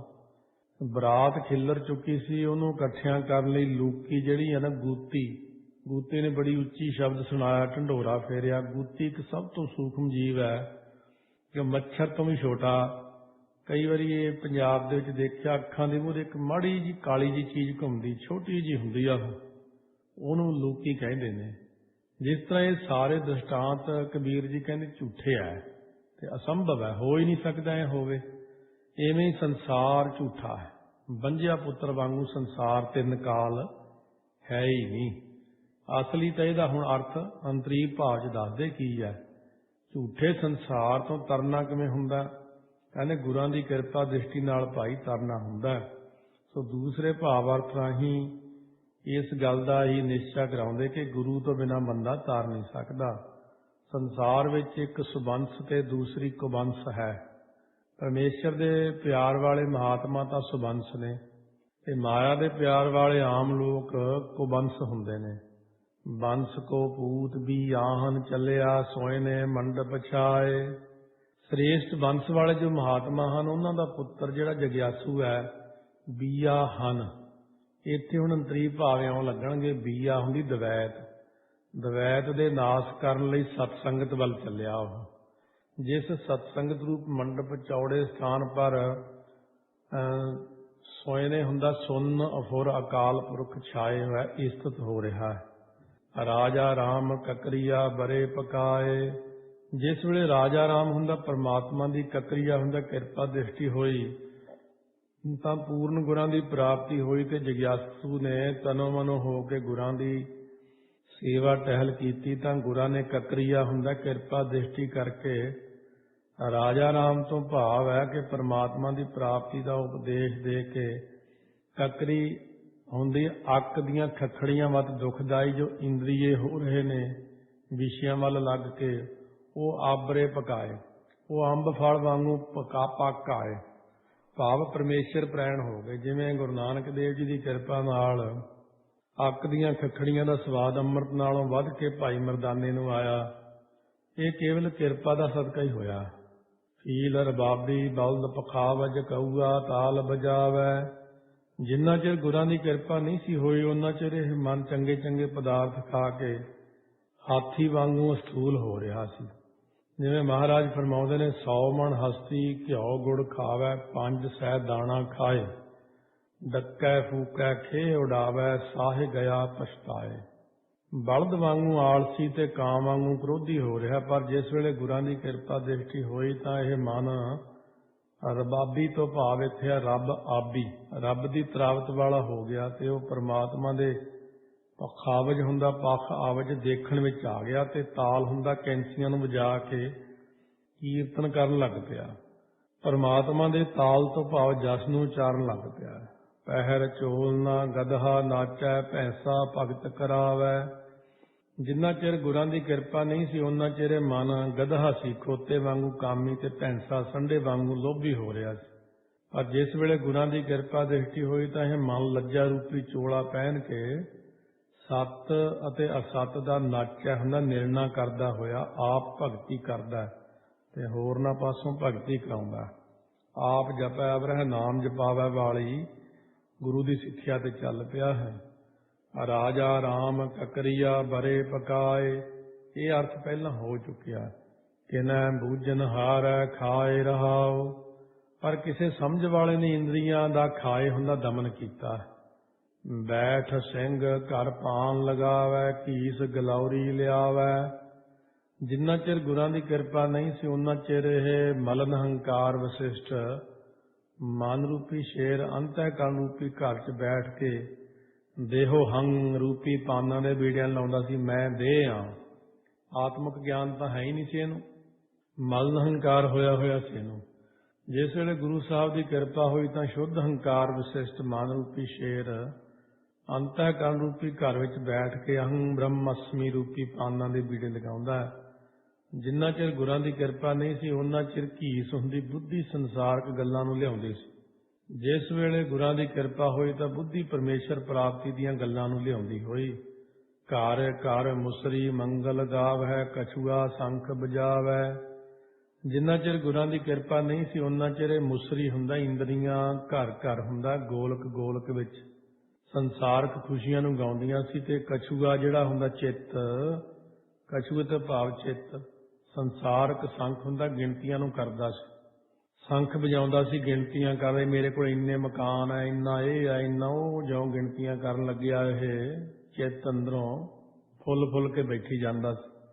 ਪਰ ਜਿਸ ਵੇਲੇ ਸਤਿਗੁਰਾਂ ਦੀ ਕਿਰਪਾ ਹੋਈ ਤਾਂ ਘਰ ਘਰ ਹੁੰਦਾ ਗੋਲਕ ਗੋਲਕ ਵਿੱਚ ਇੰਦਰੀਆਂ ਜਿਹੜੀਆਂ ਪਰਮੇਸ਼ਰ ਦੇ ਮੰਗਲਾਂ ਨੂੰ ਗਾਉਣ ਲੱਗ ਪਈਆਂ। ਤੇ ਜਿਹੜਾ ਸਾਡਾ ਚਿੱਤ ਸੀ ਉਹ ਵਜਾਵੈ ਪ੍ਰਗਟ ਸੰਖ, ਅਸੰਖ ਪਰਮਾਤਮਾ ਦਾ ਜਸ ਉਚਾਰਨ ਲੱਗ ਪਿਆ। ਪਰਮਾਤਮਾ ਦੇ ਨਾਮ ਦਾ ਸੰਖ ਪੂਰਦਾ ਹੈ। ਬੰਸ ਕੋ ਪੂਤ ਵੀ ਆਹਨ ਚੱਲਿਆ, ਸੋਇਨੇ ਮੰਡਪ ਛਾਏ। ਇਹ ਪਹਿਲਾਂ ਆਪਾਂ ਦੱਸ ਚੁੱਕੇ ਹਾਂ। ਰੂਪ ਕੰਨਿਆ ਸੁੰਦਰ, ਬੇਧੀ ਸਸੈ ਸਿੰਘ ਗੁਣ ਗਾਏ। ਜਿੰਨਾ ਚਿਰ ਗੁਰਾਂ ਦੀ ਕਿਰਪਾ ਨਹੀਂ ਸੀ ਉਹਨਾਂ ਚਿਰ ਇਹ ਪ੍ਰਤੱਖ ਸੁੰਦਰ ਰੂਪ ਵਾਲੀਆਂ ਜਿਹੜੀਆਂ ਇਸਤਰੀਆਂ ਵਿੱਚ ਮਿਲ ਰਿਹਾ ਸੀ, ਕੰਨਿਆ ਤੋਂ ਭਾਵ, ਅਤੇ ਇਹ ਸਸੈ ਹੁੰਦਾ ਜੀਵ ਆਪਣੇ ਆਪ ਨੂੰ ਕਰਤਾ ਭੁਗਤਾ ਹੰਗਤਾ ਮਮਤਾ 'ਚ ਮੰਨੀ ਬੈਠਾ ਸੀ। ਜਿਸ ਵੇਲੇ ਗੁਰਾਂ ਦੀ ਕਿਰਪਾ ਦ੍ਰਿਸ਼ਟੀ ਹੋਈ ਤਾਂ ਸੁੰਦਰ ਰੂਪ ਵਾਲੀ ਕੰਨਿਆ ਬ੍ਰਹਮ ਵਿਦਿਆ ਨਾਲ ਇਹਦਾ ਹੋ ਗਿਆ ਬੇਧੀ, ਮਿਲਾਪ ਹੋ ਗਿਆ। ਜਦੋਂ ਬ੍ਰਹਮ ਵਿਦਿਆ ਮਿਲੀ ਤਾਂ ਪਰਮੇਸ਼ਰ ਦੇ ਗੁਣ ਗਾ ਕੇ ਇਹ ਸੱਸਾ ਜਿਹੜਾ ਜੀਵ ਹੈ ਸਿੰਘ ਰੂਪ ਹੋ ਗਿਆ, ਪਰਮੇਸ਼ਰ ਦਾ ਰੂਪ ਹੋ ਗਿਆ। ਜਿਵੇਂ ਬ੍ਰਹਮ ਵਿਦਿਆ ਦਾ ਮਤਲਬ ਹੁੰਦਾ ਸੰਸਾਰੀ ਵਿਦਿਆ, ਤਾਂ ਸਾਇੰਸਦਾਨ ਜਿਵੇਂ ਖੋਜ ਕੱਢੀ ਵੀ ਹਰ ਇੱਕ ਮਨੁੱਖ ਆਪਣੇ ਦਿਮਾਗ ਨੂੰ 2% ਤੋਂ ਲੈ ਕੇ 4, 6, 7 ਤੱਕ ਵਰਤਦਾ। ਸਭ ਤੋਂ ਜ਼ਿਆਦਾ ਡਾਕਟਰ ਵਰਤਦਾ ਇਹਨੂੰ 7%। ਸਾਇੰਸਦਾਨ ਜਿਹੜੇ ਆ ਇਹਨੂੰ 22 ਤੋਂ ਲੈ ਕੇ 25% ਤੱਕ ਵਰਤ ਲੈਂਦੇ ਦਿਮਾਗ ਨੂੰ। ਬਾਕੀ ਦਾ 75% ਦਿਮਾਗ ਹਰੇਕ ਬੰਦਾ ਹੀ ਲੈ ਜਾਂਦਾ, ਬਾਕੀ ਲੋਕ ਤਾਂ 2-4% ਹੀ ਵਰਤਦੇ ਆ ਇਹਨੂੰ। ਬਾਕੀ ਜਿਹੜਾ ਦਿਮਾਗ 75% ਹੈ ਜਾਂ 6% 7 ਤੱਕ ਵਰਤ ਕੇ 93% ਦਿਮਾਗ ਕੌਣ ਵਰਤਦਾ? ਉਹਨੂੰ ਵਰਤਦਾ ਇੱਕ ਬ੍ਰਹਮ ਗਿਆਨੀ। ਦੁਨੀਆ 'ਚ ਆਪੀ ਕਿੰਨੀ ਵਿਦਿਆ ਪੜ੍ਹ ਲਓ, ਕਿੰਨੀ ਪੜ੍ਹ ਲਓ, 14 ਵਿਦਿਆ ਤੱਕ ਪੜ੍ਹਨ ਵੇਲੇ 25% ਦਿਮਾਗ ਲੱਗ ਜਾਂਦਾ, 75% ਦਿਮਾਗ ਤਾਂ ਕਹਿੰਦੇ ਵੈਸੇ ਹੀ ਰਹਿ ਜਾਂਦਾ। ਫਿਰ ਉਹ ਜਿਹੜਾ 75% ਆ ਉਹ ਉੱਥੋਂ ਜਾ ਕੇ ਫਿਰ ਬ੍ਰਹਮ ਵਿਦਿਆ ਸ਼ੁਰੂ ਹੁੰਦੀ, ਇੱਕ ਓਅੰਕਾਰ ਸਤਿਨਾਮ ਕਰਤਾ ਪੁਰਖ ਤੋਂ। ਇਸ ਤਰ੍ਹਾਂ ਇਹ ਦਿਮਾਗ ਬ੍ਰਹਮ ਗਿਆਨੀ ਵਰਤਦਾ। ਸ਼ੁਭ ਇੱਛਾ ਸ਼ੁਭ ਚਾਰਨਾ ਤਨੁ ਮਾਨਸਾ ਸਤਵਾ ਪਤ ਅੰਸ਼ ਸਖਤ ਪਦਾਰਥਾ ਭਾਵ ਨਹੀਂ ਤੁਰੀਆ ਪਦ ਤੱਕ। ਕਹਿਤ ਕਬੀਰ ਸੁਨਹੁ ਰੇ ਸੰਤਹੁ ਕੀਟੀ ਪਰਬਤ ਖਾਇਆ। ਕਬੀਰ ਜੀ ਕਥਨ ਕਰਦੇ, ਗੁਰਮੁਖੋ ਸੁਣੋ, ਸੰਤੋ ਸੁਣੋ। ਜਿੰਨਾ ਚਿਰ ਗੁਰਾਂ ਦੀ ਕਿਰਪਾ ਨਹੀਂ ਸੀ ਉਹਨਾਂ ਚਿਰ ਕੀਟੀ ਹੁੰਦੀ ਬਿਰਤੀ ਸਾਡੀ, ਕੀੜੀ ਵਰਗੀ ਬਿਰਤੀ ਆਮ ਬੰਦਿਆਂ ਦੀ। ਪਰਬਤ ਹੁੰਦਾ ਸੰਸਾਰ, ਸੰਸਾਰ ਦੇ ਸੰਕਲਪਾਂ ਨੂੰ ਧਾਰਨ ਕਰ ਰਹੀ ਸੀ ਉਹਨਾਂ ਚਿਰ ਕਿ ਮੈਂ ਉਹ ਬਣਾ ਲਵਾਂ, ਉਹ ਢਾ ਲਵਾਂ। ਜਿਸ ਵੇਲੇ ਗੁਰਾਂ ਦੀ ਕਿਰਪਾ ਹੋਈ ਤਾਂ ਕੀਟੀ ਬ੍ਰਹਮਾਕਾਰ ਬਿਰਤੀ ਨੇ ਪਰਬਤ ਹੁੰਦਾ ਅਗਿਆਨ ਦਾ। ਜਦੋਂ ਇਹ ਚੱਲੀ ਨਾ ਬ੍ਰਹਮ ਵਿਦਿਆ ਵੱਲ, ਬ੍ਰਹਮਾਕਾਰ ਬਿਰਤੀ ਨੇ ਪਰਬਤ ਹੁੰਦਾ ਅਗਿਆਨ ਨੂੰ ਤਤਕਾਰਜ ਸੰਸਾਰ ਦੇ ਸਹਿਤ ਹੀ ਅਭਾਵ ਕਰ ਦਿੱਤਾ, ਖਾ ਲਿਆ। ਕਛੂਆ ਕਹੈ ਅੰਗਾਰ ਭੇ ਲੋਰਉ ਲੂਕੀ ਸ਼ਬਦ ਸੁਨਾਇਆ। ਜਿੰਨਾ ਚਿਰ ਗੁਰਾਂ ਦੀ ਕਿਰਪਾ ਨਹੀਂ ਸੀ ਉਹਨਾਂ ਚਿਰ ਜਿਹੜਾ ਕਛੂਆ ਸੀ, ਕੌਣ, ਮੋਹ। ਅੰਗਾਰ ਹੁੰਦਾ ਅੱਗ ਦੇ ਅੰਗਾਰਾਂ ਵਾਂਗ ਸੜਨ ਵਾਲੇ ਕਾਮ ਆਦਿਕਾਂ ਨੂੰ ਭੇਲੋਰੋਂ ਭਾਵ ਚਾਹੁੰਦਾ ਸੀ, ਭੇਲੋਰੋਂ ਚਾਹੁੰਦਾ ਸੀ ਇਹ ਉਹਨਾਂ ਚਿਰ ਚਿੱਤ ਜਿਹੜਾ ਸੀ। ਜਿਸ ਵੇਲੇ ਗੁਰਾਂ ਦੀ ਕਿਰਪਾ ਦ੍ਰਿਸ਼ਟੀ ਹੋਈ ਤਾਂ ਕਛੂਆ ਜਿਹੜਾ ਸੀ, ਇਹ ਮੋਹ, ਇਹ ਸਤਨਾਮ ਵਾਹਿਗੁਰੂ ਆਦਿ ਨਾਮਾਂ ਦੇ ਉਚਾਰਨ ਰੂਪੀ ਅੱਗ ਦੇ ਅੰਗਾਰਾਂ ਨੂੰ ਚਾਹੁੰਦਾ ਹੋਇਆ ਪਾਪਾਂ ਨੂੰ ਨਾਸ਼ ਕਰਨ ਲਈ, ਪਾਪਾਂ ਦੇ ਅਭਾਵ ਕਰਨੇ ਨੂੰ ਪਰਮੇਸ਼ਰ ਦਾ ਨਾਮ ਅਗਨੀ ਸਮਾਨ ਕਥਨ ਕਿਉਂ ਕੀਤਾ? ਕਿਉਂ ਬਾਣੀ ਕਹਿੰਦੀ ਆ, ਨਾਨਕ ਰਾਮ ਨਾਮ ਜਪ ਪਾਵਕੋ ਤਿਨ ਕਿਲ ਵਿਖ ਦਾਹਨ ਹਾਰ, ਜੈਸੇ ਪਾਵਕ ਕਾਸ਼ਟ ਭਸਮੰ ਕਰੋਤ। ਲਿਖਿਆ ਮਹਾਰਾਜ ਨੇ। ਇਸ ਤਰ੍ਹਾਂ ਹੈ, ਕਹਿੰਦੇ ਇਹ ਸੰਤੋ ਇਹ ਸ਼ਬਦ ਦਾ ਜਿਹੜਾ ਲੂਕੀ ਤੋਂ ਭਾਵ ਲੂਕੀ ਛਿਪੀ ਗੋਝ ਤਾਤ ਪਦ ਤੁਹਾਨੂੰ ਸੁਣਾਉਣਾ ਕੀਤਾ। ਇਸ ਪ੍ਰਕਾਰ ਇਹਦੇ ਅਰਥ ਤਾਂ ਹੋਰ ਅੱਗੇ ਅੱਗੇ ਜਿੰਨੇ ਵਿਦਾਨ ਦੇ ਹਿਸਾਬ ਨਾਲ ਬਣੀ ਜਾਂਦੇ, ਪਰ ਮੂਲ ਰੂਪ ਵਿੱਚ ਆਪਾਂ ਇਹ ਸ਼੍ਰਵਣ ਕਰ ਲਏ ਆ। ਆਸਾ ਇੱਕ ਜੋਗੀ ਨੇ ਆ ਕੇ ਕਿਹਾ ਆਪ ਜੋਗ ਭੇਖ ਧਾਰਨ ਕਰੋ ਤਾਂ ਆਪ ਜੀ ਨੂੰ 9 ਨਿਧੀਆਂ ਪ੍ਰਾਪਤ ਹੋਣਗੀਆਂ। ਕਬੀਰ ਜੀ ਕਹਿੰਦੇ ਅਸਾਂ ਅੰਤਰੀਵ ਜੋਗ ਭੇਖ ਧਾਰਿਆ ਹੋਇਆ, ਉਹ ਤੋਂ ਸੁਣ। ਬਟੂਆ ਏਕ 72 ਆਧਾਰੀ ਏਕੋ ਜਿਸਹਿ ਦੁਆਰਾ। ਸੋ ਇਸ ਪ੍ਰਕਾਰ ਸਤਨਾਮ ਰੂਪੀ ਇੱਕ ਬਟੂਆ ਹੈ। ਸੋ ਇਹਦੀਆਂ 72 ਕੋਠੜੀਆਂ ਵਾਲੀ ਜੋ ਦੇਹ ਹੈ, ਇਹ ਆਧਾਰੀ ਇੱਕ ਝੋਲੀ ਬਣੀ ਹੋਈ ਹੈ। ਇੱਕ ਮੂੰਹ ਹੀ ਜਿਸ ਦੇਹ ਰੂਪੀ ਝੋਲੀ ਦਾ ਵੱਡਾ ਦਰਵਾਜ਼ਾ ਚੀਜ਼ਾਂ ਪਾਉਣ ਨੂੰ। ਬਟੂਆ ਇੱਕ 72 ਹੁੰਦਾ ਆਧਾਰੀ। ਸੋ ਇਸ ਪ੍ਰਕਾਰ ਸਤਨਾਮੀ ਰੂਪ ਇੱਕ ਬਟੂਆ ਤੇ 72 ਕੋਠੜੀਆਂ ਜੋ ਦੇਹ ਹੈ, ਇਹ ਆਧਾਰੀ ਹੈ। ਮੁਖੀਆ ਮੁਖ ਸਿਓ ਚਾਹੀਏ ਖਾਣ ਪਾਉਣ ਸਿਓ ਹੇਤ। ਮੁਖੀ ਪੁਰਸ਼ ਨੂੰ ਮੁਖ ਦੀ ਨਿਆਈ ਹੋਣਾ ਚਾਹੀਦਾ। ਜਿਵੇਂ ਮੂੰਹ ਵਿੱਚ ਕੋਈ ਚੀਜ਼ ਪਾਈਏ ਤਾਂ ਉਹ ਇਕੱਲਾ ਆਪ ਹੀ ਨਹੀਂ ਖਾਂਦਾ, ਸਾਰੀਆਂ ਇੰਦਰੀਆਂ ਨੂੰ ਪਹੁੰਚ ਜਾਂਦੀ ਚੀਜ਼, ਖਾਂਦਾ ਮੂੰਹ ਹੈ।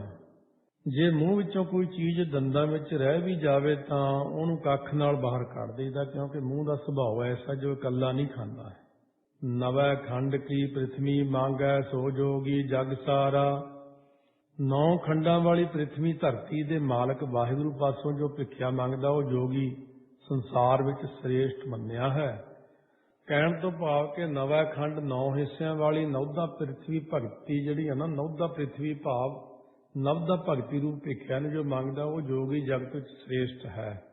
ਫੇਰ ਕਹਿੰਦੇ ਨਵੈ ਹੁੰਦਾ ਨਵੀਨ, ਅਖੰਡ ਹੁੰਦਾ ਭੇਦ ਭਾਵ ਤੋਂ ਰਹਿਤ। ਜੋ ਪ੍ਰਿਥਵੀ ਭੂਮਾ ਬ੍ਰਹਮ ਹੈ ਉਹਦੀ ਪ੍ਰਾਪਤੀ ਰੂਪ ਭਿਖਿਆ ਨੂੰ ਗੁਰਾਂ ਪਾਸੋਂ ਜੋ ਮੰਗਦਾ ਉਹ ਜੋਗੀ ਜਗਤ ਵਿੱਚ ਸ੍ਰੇਸ਼ਟ ਹੈ।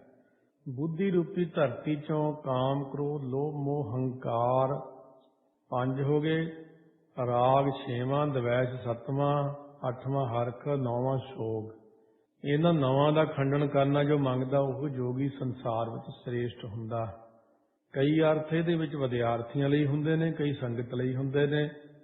ਜਿਹੜੇ ਸੰਤ ਬਾਬਾ ਗੁਰਬਚਨ ਸਿੰਘ ਜੀ ਖਾਲਸਾ ਵਿਦਿਆ ਮਾਰਤੰਡ ਬ੍ਰਹਮ ਗਿਆਨੀ ਮਹਾਂਪੁਰਖਾਂ ਨੇ ਅਰਥ ਕੀਤੇ ਨੇ, ਉਹਨਾਂ ਦੀ ਰਿਲੀਜ਼ ਹੋਈ ਹੈ ਕਥਾ ਸਾਰੀ ਗੁਰੂ ਗ੍ਰੰਥ ਸਾਹਿਬ ਦੀ।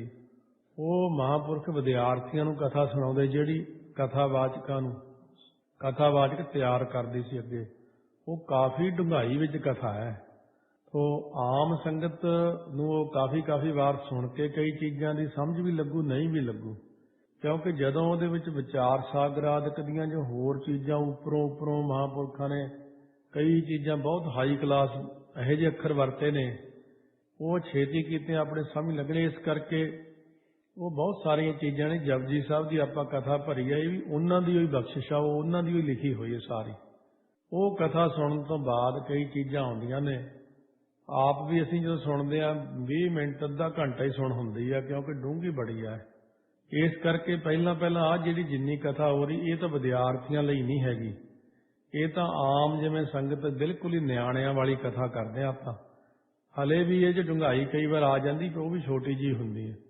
ਸਾਨੂੰ ਪਤਾ ਜਿਹੜੇ ਕਥਾਵਾਚਕ ਟਕਸਾਲ ਦੇ ਨੇ ਸਿੰਘ ਵਿਦਿਆਰਥੀ ਨੇ, ਉਹ ਸੁਣ ਕੇ ਮੇਰੇ ਵਰਗੇ ਨੂੰ ਮਖੌਲ ਹੀ ਕਰਨਗੇ ਵੀ ਕੀ ਨਿਆਣੇ ਵਾਲੀ ਕਥਾ ਕੀਤੀ ਤੂੰ। ਪਰ ਨਿਆਣਿਆਂ ਵਾਸਤੇ ਹੀ ਤਾਂ ਮੈਂ ਕਰ ਰਿਹਾ, ਤੇ ਉਹ ਉਦਮ ਕਿਸੇ ਨੇ ਅੱਜ ਤੱਕ ਕੀਤਾ ਹੀ ਨਹੀਂਗਾ ਵੀ ਜਿਹੜੀ ਆਮ ਸੰਗਤ ਹੈ, ਜਿਹੜੇ ਪਿੰਡਾਂ 'ਚ ਰਹਿਣ ਵਾਲੇ ਲੋਕ ਨੇ ਜਾਂ ਹੋਰ ਲੋਕ ਜਾਂ ਅਨਪੜ੍ਹ ਲੋਕ ਜੇ, ਉਹਨਾਂ ਵਾਸਤੇ ਵੀ ਤਾਂ ਮਾੜਾ ਮੋਟਾ ਅਰਥਾਂ ਦਾ ਗਿਆਨ ਦੇਈਏ ਨਾ। ਇਹ ਪਹਿਲਾ ਬੈਚ ਆਪਣਾ। ਉਸ ਤੋਂ ਬਾਅਦ ਫਿਰ ਉਸ ਤੋਂ ਉੱਪਰ 22 ਅਵਤਾਰ ਸਿੰਘ ਜਿਹੜੀ ਕਥਾ ਕੀਤੀ ਹੈ, ਉਹਨਾਂ ਦਾ ਵੀ ਕਾਫੀ ਗਿਆਨ ਹੈ। ਉਦੋਂ ਉੱਤੇ ਮਹਾਂਪੁਰਖਾਂ ਦਾ ਫਿਰ ਹੋਰ ਗਿਆਨ ਹੈ। ਤੇ ਇਸ ਪ੍ਰਕਾਰ ਜਿਹੜੀਆਂ ਡੂੰਘੀਆਂ ਚੀਜ਼ਾਂ ਉਹ ਤਾਂ ਜੱਗ ਦੇ ਸਾਹਮਣੇ ਆਪਾਂ ਲਿਆਉਂਦੇ ਹੀ ਨਹੀਂ ਹਾਂ, ਕਿਉਂਕਿ ਉਹਨਾਂ ਤਾਂ ਬੁੱਧੀ ਨਹੀਂ ਕੰਮ, ਸਾਡੀ ਆਪਣੀ ਬੁੱਧੀ ਨਹੀਂ ਹੈ ਉਨੀ ਉਹਨਾਂ ਚੀਜ਼ਾਂ ਨੂੰ ਸਮਝਣ ਲਈ। ਇਸ ਕਰਕੇ ਤਾਂ ਬਹੁਤ ਸਰਲ ਜਿਹਾ ਇੱਕ ਸੰਥਿਆ ਸਮਝ ਲਓ, ਜਾਂ ਇਹ ਸਮਝ ਲਓ ਕਿ ਸੌਖੇ ਸੌਖੇ ਅਰਥ ਨੇ ਨਿਆਣਿਆਂ ਵਾਂਗੂ।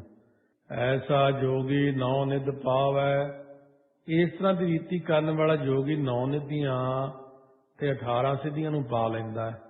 ਤਾਲਕਾ ਬ੍ਰਹਮਲੇ ਗਗਨ ਚੜਾਵੈ ਰਹਾਉ।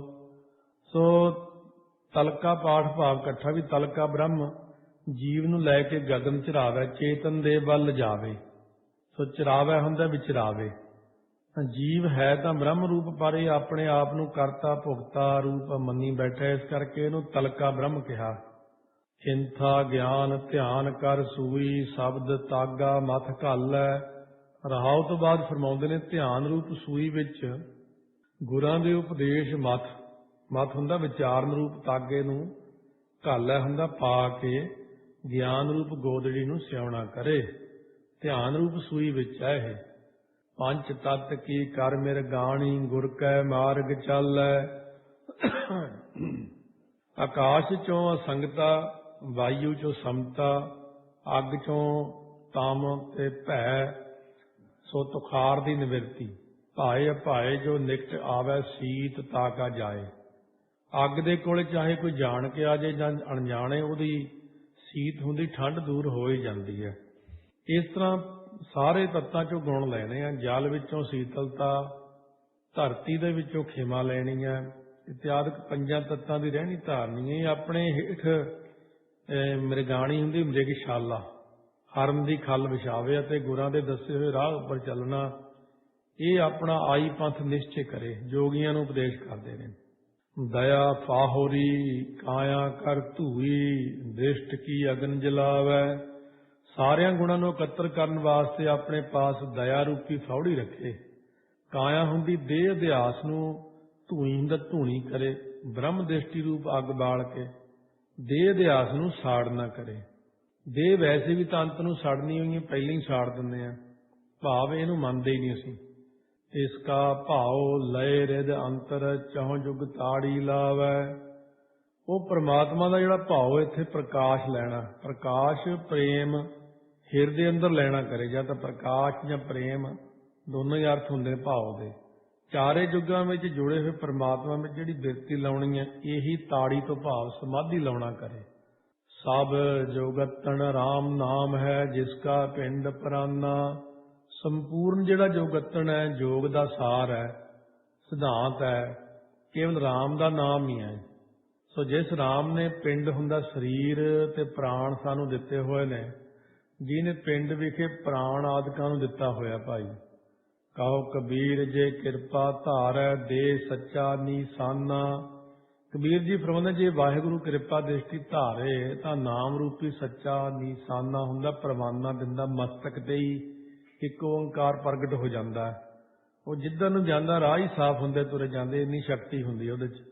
ਆਸਾ ਹਿੰਦੂ ਤੁਰਕ ਕਹਾਂ ਤੇ ਆਏ, ਕਿਨੇ ਇਹ ਰਾਹ ਚਲਾਈ।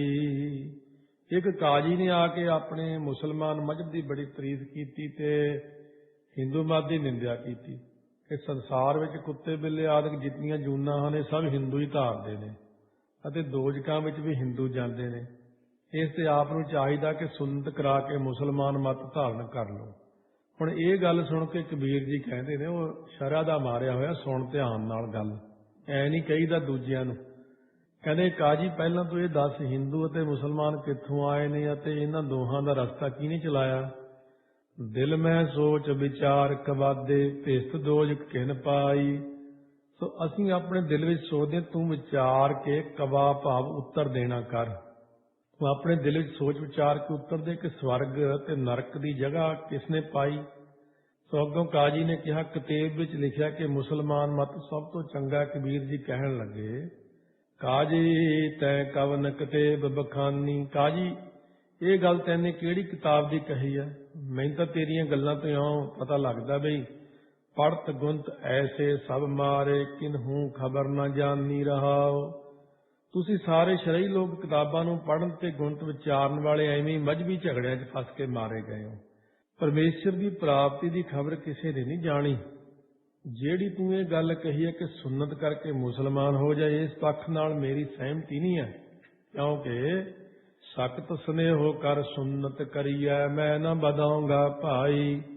ਇਬਰਾਹੀਮ ਪੈਗੰਬਰ ਨੇ ਸਖਤ ਹੁੰਦਾ ਇਸਤਰੀ ਦੇ ਸੁਨੇਹੋ ਪ੍ਰੇਮ ਕਰਕੇ ਸੁੰਨਤ ਕੀਤੀ। ਇਸ ਕਰਕੇ ਇਹ ਭਾਈ ਮੈਂ ਇਸ ਗੱਲ ਨੂੰ ਨਹੀਂ ਬਦਲੂੰਗਾ, ਮੰਨਾਂਗਾ, ਕਿਉਂਕਿ ਸੁੰਨਤ ਕਰਨਾ ਰੱਬ ਦੀ ਪ੍ਰਾਪਤੀ ਕਦੇ ਨਹੀਂ ਹੋ ਸਕਦੀ। ਸੁੰਨਤ ਕਰਨੀ ਤਾਂ ਇੱਕ ਮਜ਼੍ਹਬੀ ਚਿੰਨ੍ਹ ਹੈ, ਇਸ ਕਰਕੇ ਤੈਨੂੰ ਦੱਸਦੇ ਹਾਂ। ਸੋ ਇਸ ਪ੍ਰਕਾਰ ਫਰਮਾਉਂਦੇ ਹਨ, ਸੁੰਨਤ ਕੀ ਇਹ ਤੁਰਕ ਜੇ ਹੋਏਗਾ ਔਰਤ ਕਾ ਕਿਆ ਕਰੀਏ।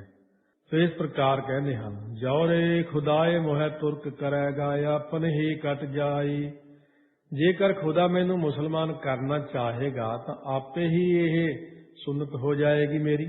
ਤੇਰੇ ਕਹਿਣ ਨਾਲ ਥੋੜੀ, ਕੁਦਰਤ ਵੱਲੋਂ ਹੋਵੇ ਤਾਂ ਹੋਵੇ।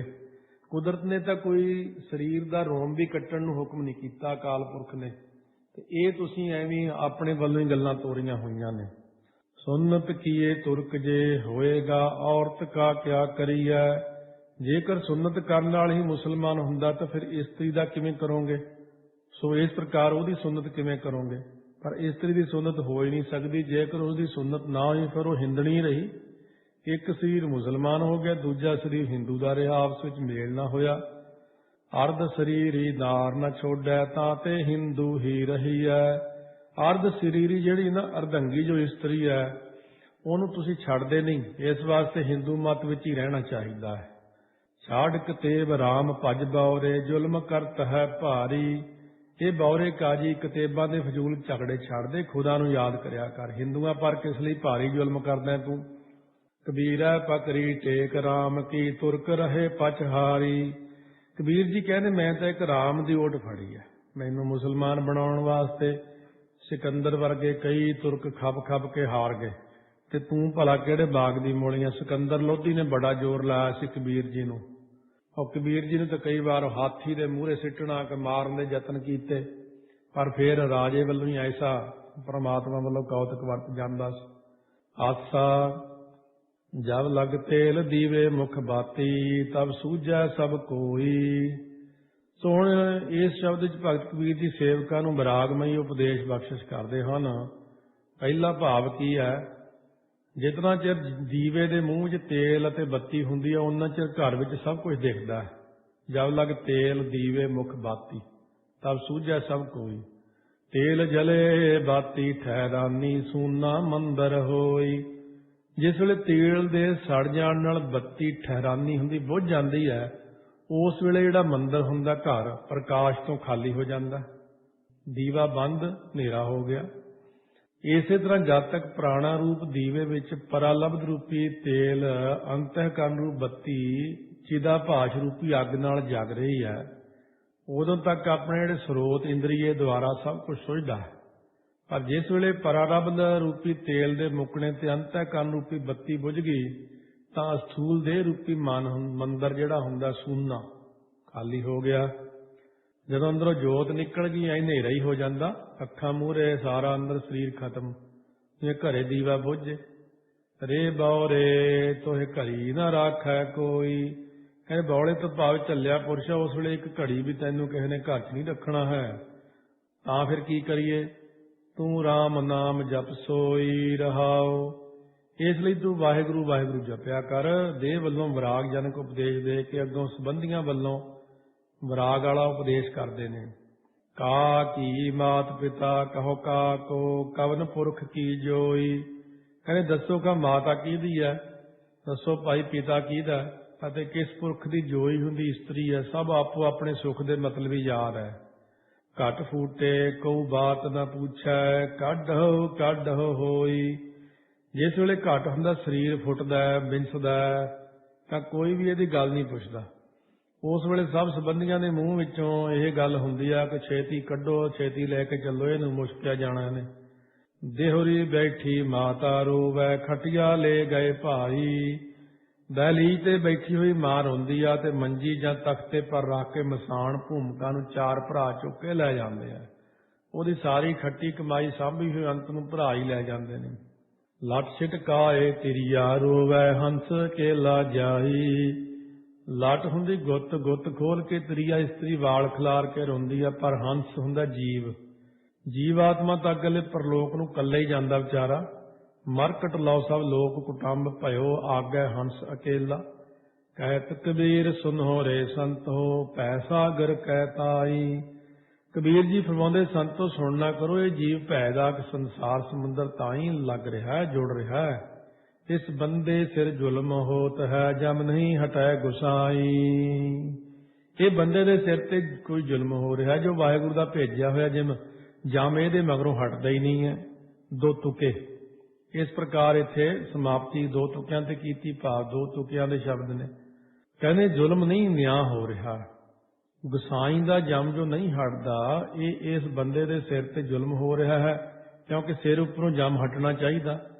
दो तुके दा भाव यह है, दो दो तुकां वाले 9 शब्द इत्थे समाप्त होए ने।